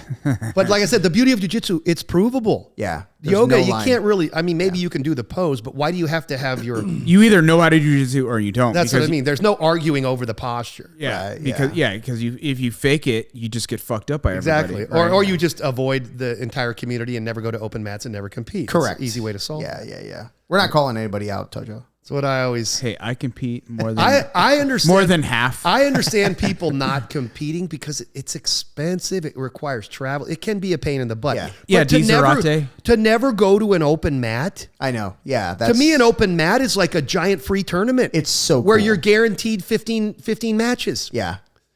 I love going and visiting open mats. Me man. too. And it's fun if a lot of places, there's hopefully there'll be a couple black belts that can really work you and a few white belts that you can beat up or practice shit on. It's Sure. so much fun. Yeah. I open mats are my favorite. Any place I think that doesn't preferably host an open mat or at least encourage people to go to an open mat is a joke. Yeah. They're afraid of being made to look dumb. Yeah. Yeah. Like the rule about not asking upper belts to train. That is silly. That is Yeah. a way to protect your black belt from somebody walking in off the street and beating them. Yeah. Right. I mean, and that's an ego thing. Like, is it like on a reality, we're all kind of graded on a curve. Like, if you're like a 50-year-old black belt, and then you have like a 26-year-old like brown belt, like Former college wrestler. let's be fucking real. That 26-year-old brown belt's gonna probably fucking work. Plenty of people can come in and beat me, but I'll go down swinging, and they're all invited. Yeah. Yeah. And I don't care. And that's like the ego part of it, right? Like, I don't give a fuck if I get like submitted by like some young blue belt. It's going to happen. It doesn't. Maybe to you. Maybe to you. That's why a lot of, you see a lot of black belts unwilling to compete. They're afraid to lose in front of their students. 100%. Yeah. 100%. They've built yeah. themselves up to the students to be invincible. Yeah. Yeah. That's why I think a lot of people, I don't know your opinion on this, but I think a lot of people shit talk Naga because you could get stuck in there with a badass purple belt. Yeah. And now this purple belt can say he beat you. Okay. I agree with what you're saying. I went to a Naga tournament. Jordan went to a Naga tournament. Sure. And I was watching the people. He was in the, because they don't do like for Nogi at least. They didn't do like, white, purple, white, blue, purple, brown, black. They just did like, novice, intermediate, advanced or whatever.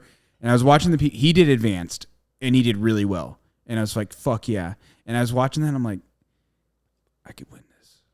At adult. I was like, Oh, dude, I mean, I've that's just Naga. I had nursing a couple injuries this last year. I only competed once, but I always thought it was fun to do the super old, the medium old, and the men's divisions. Yeah. You get a lot of rounds, and if you end up losing to the college kids, you can say you already had 2 divisions. That's true. Sure. Yeah. Yeah.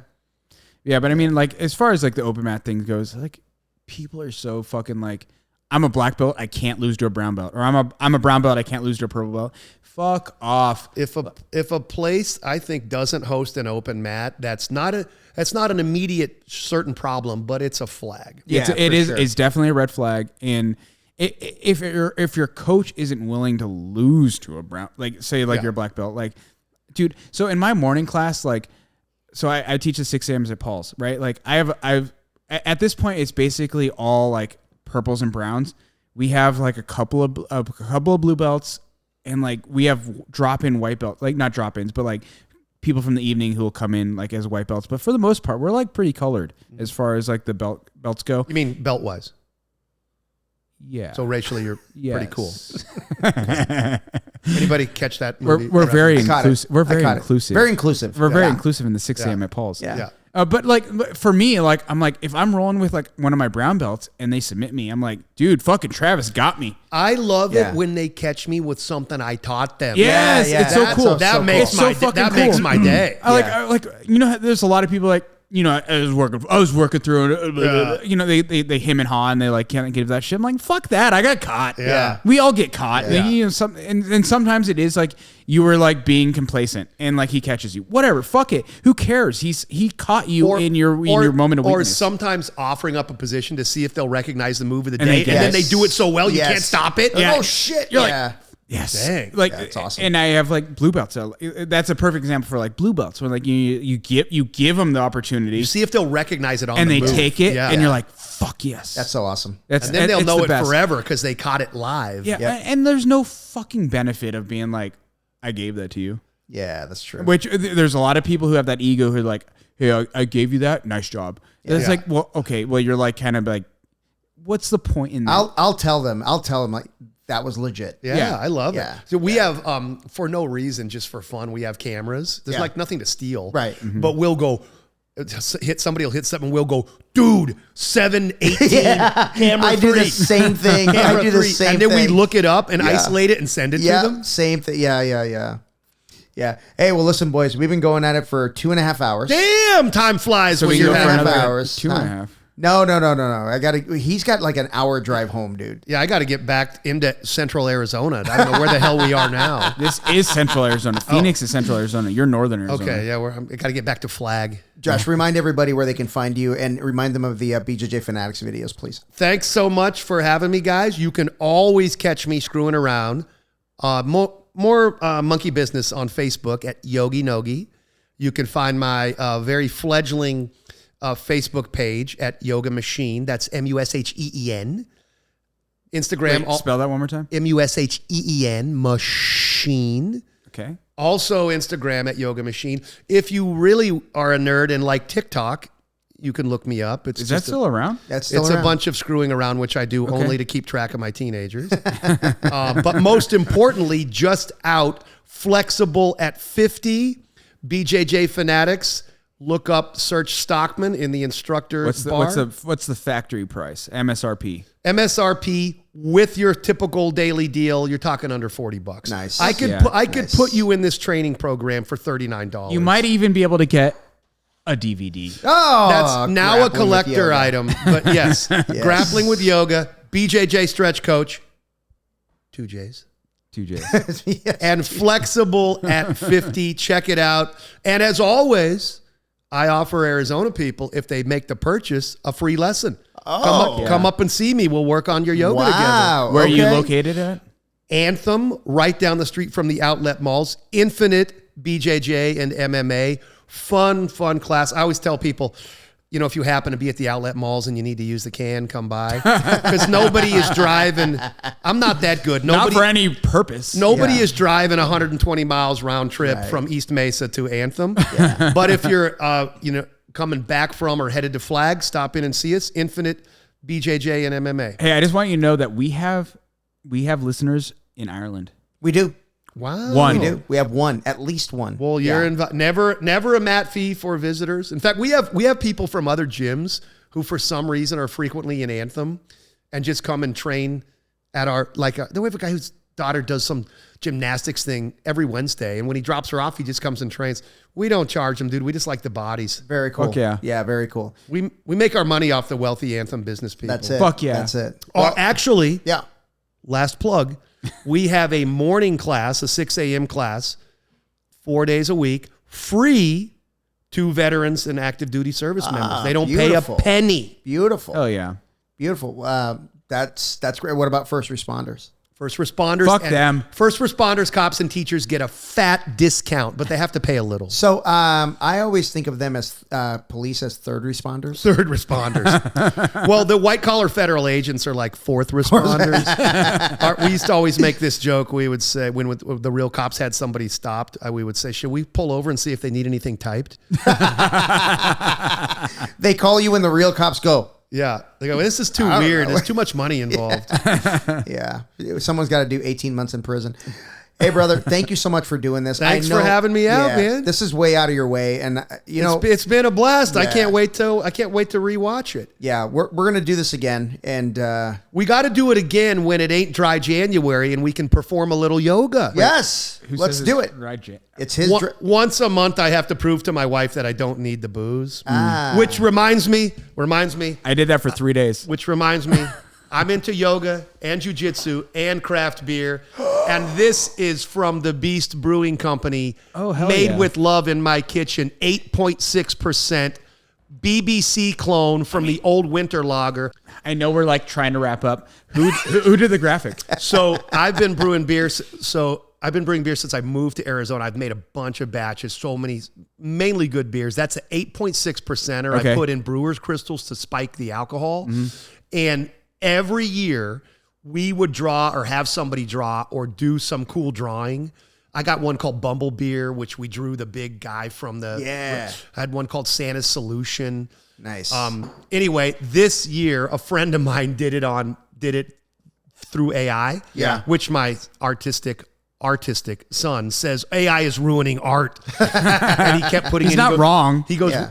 He kept fixing. He go. We want something nuclear. And he go, we want a reindeer. We want the reindeer with blood in his teeth. He just kept adjusting it until we got that. It's fucking Very badass. cool. It's cool. Winter badass. wasteland, baby. Thank you for bringing that in, brother. Absolutely. Thanks for having me, Too boys. many gifts. All right, guys. Hey, if you love the podcast or if you hate the podcast, please like and subscribe.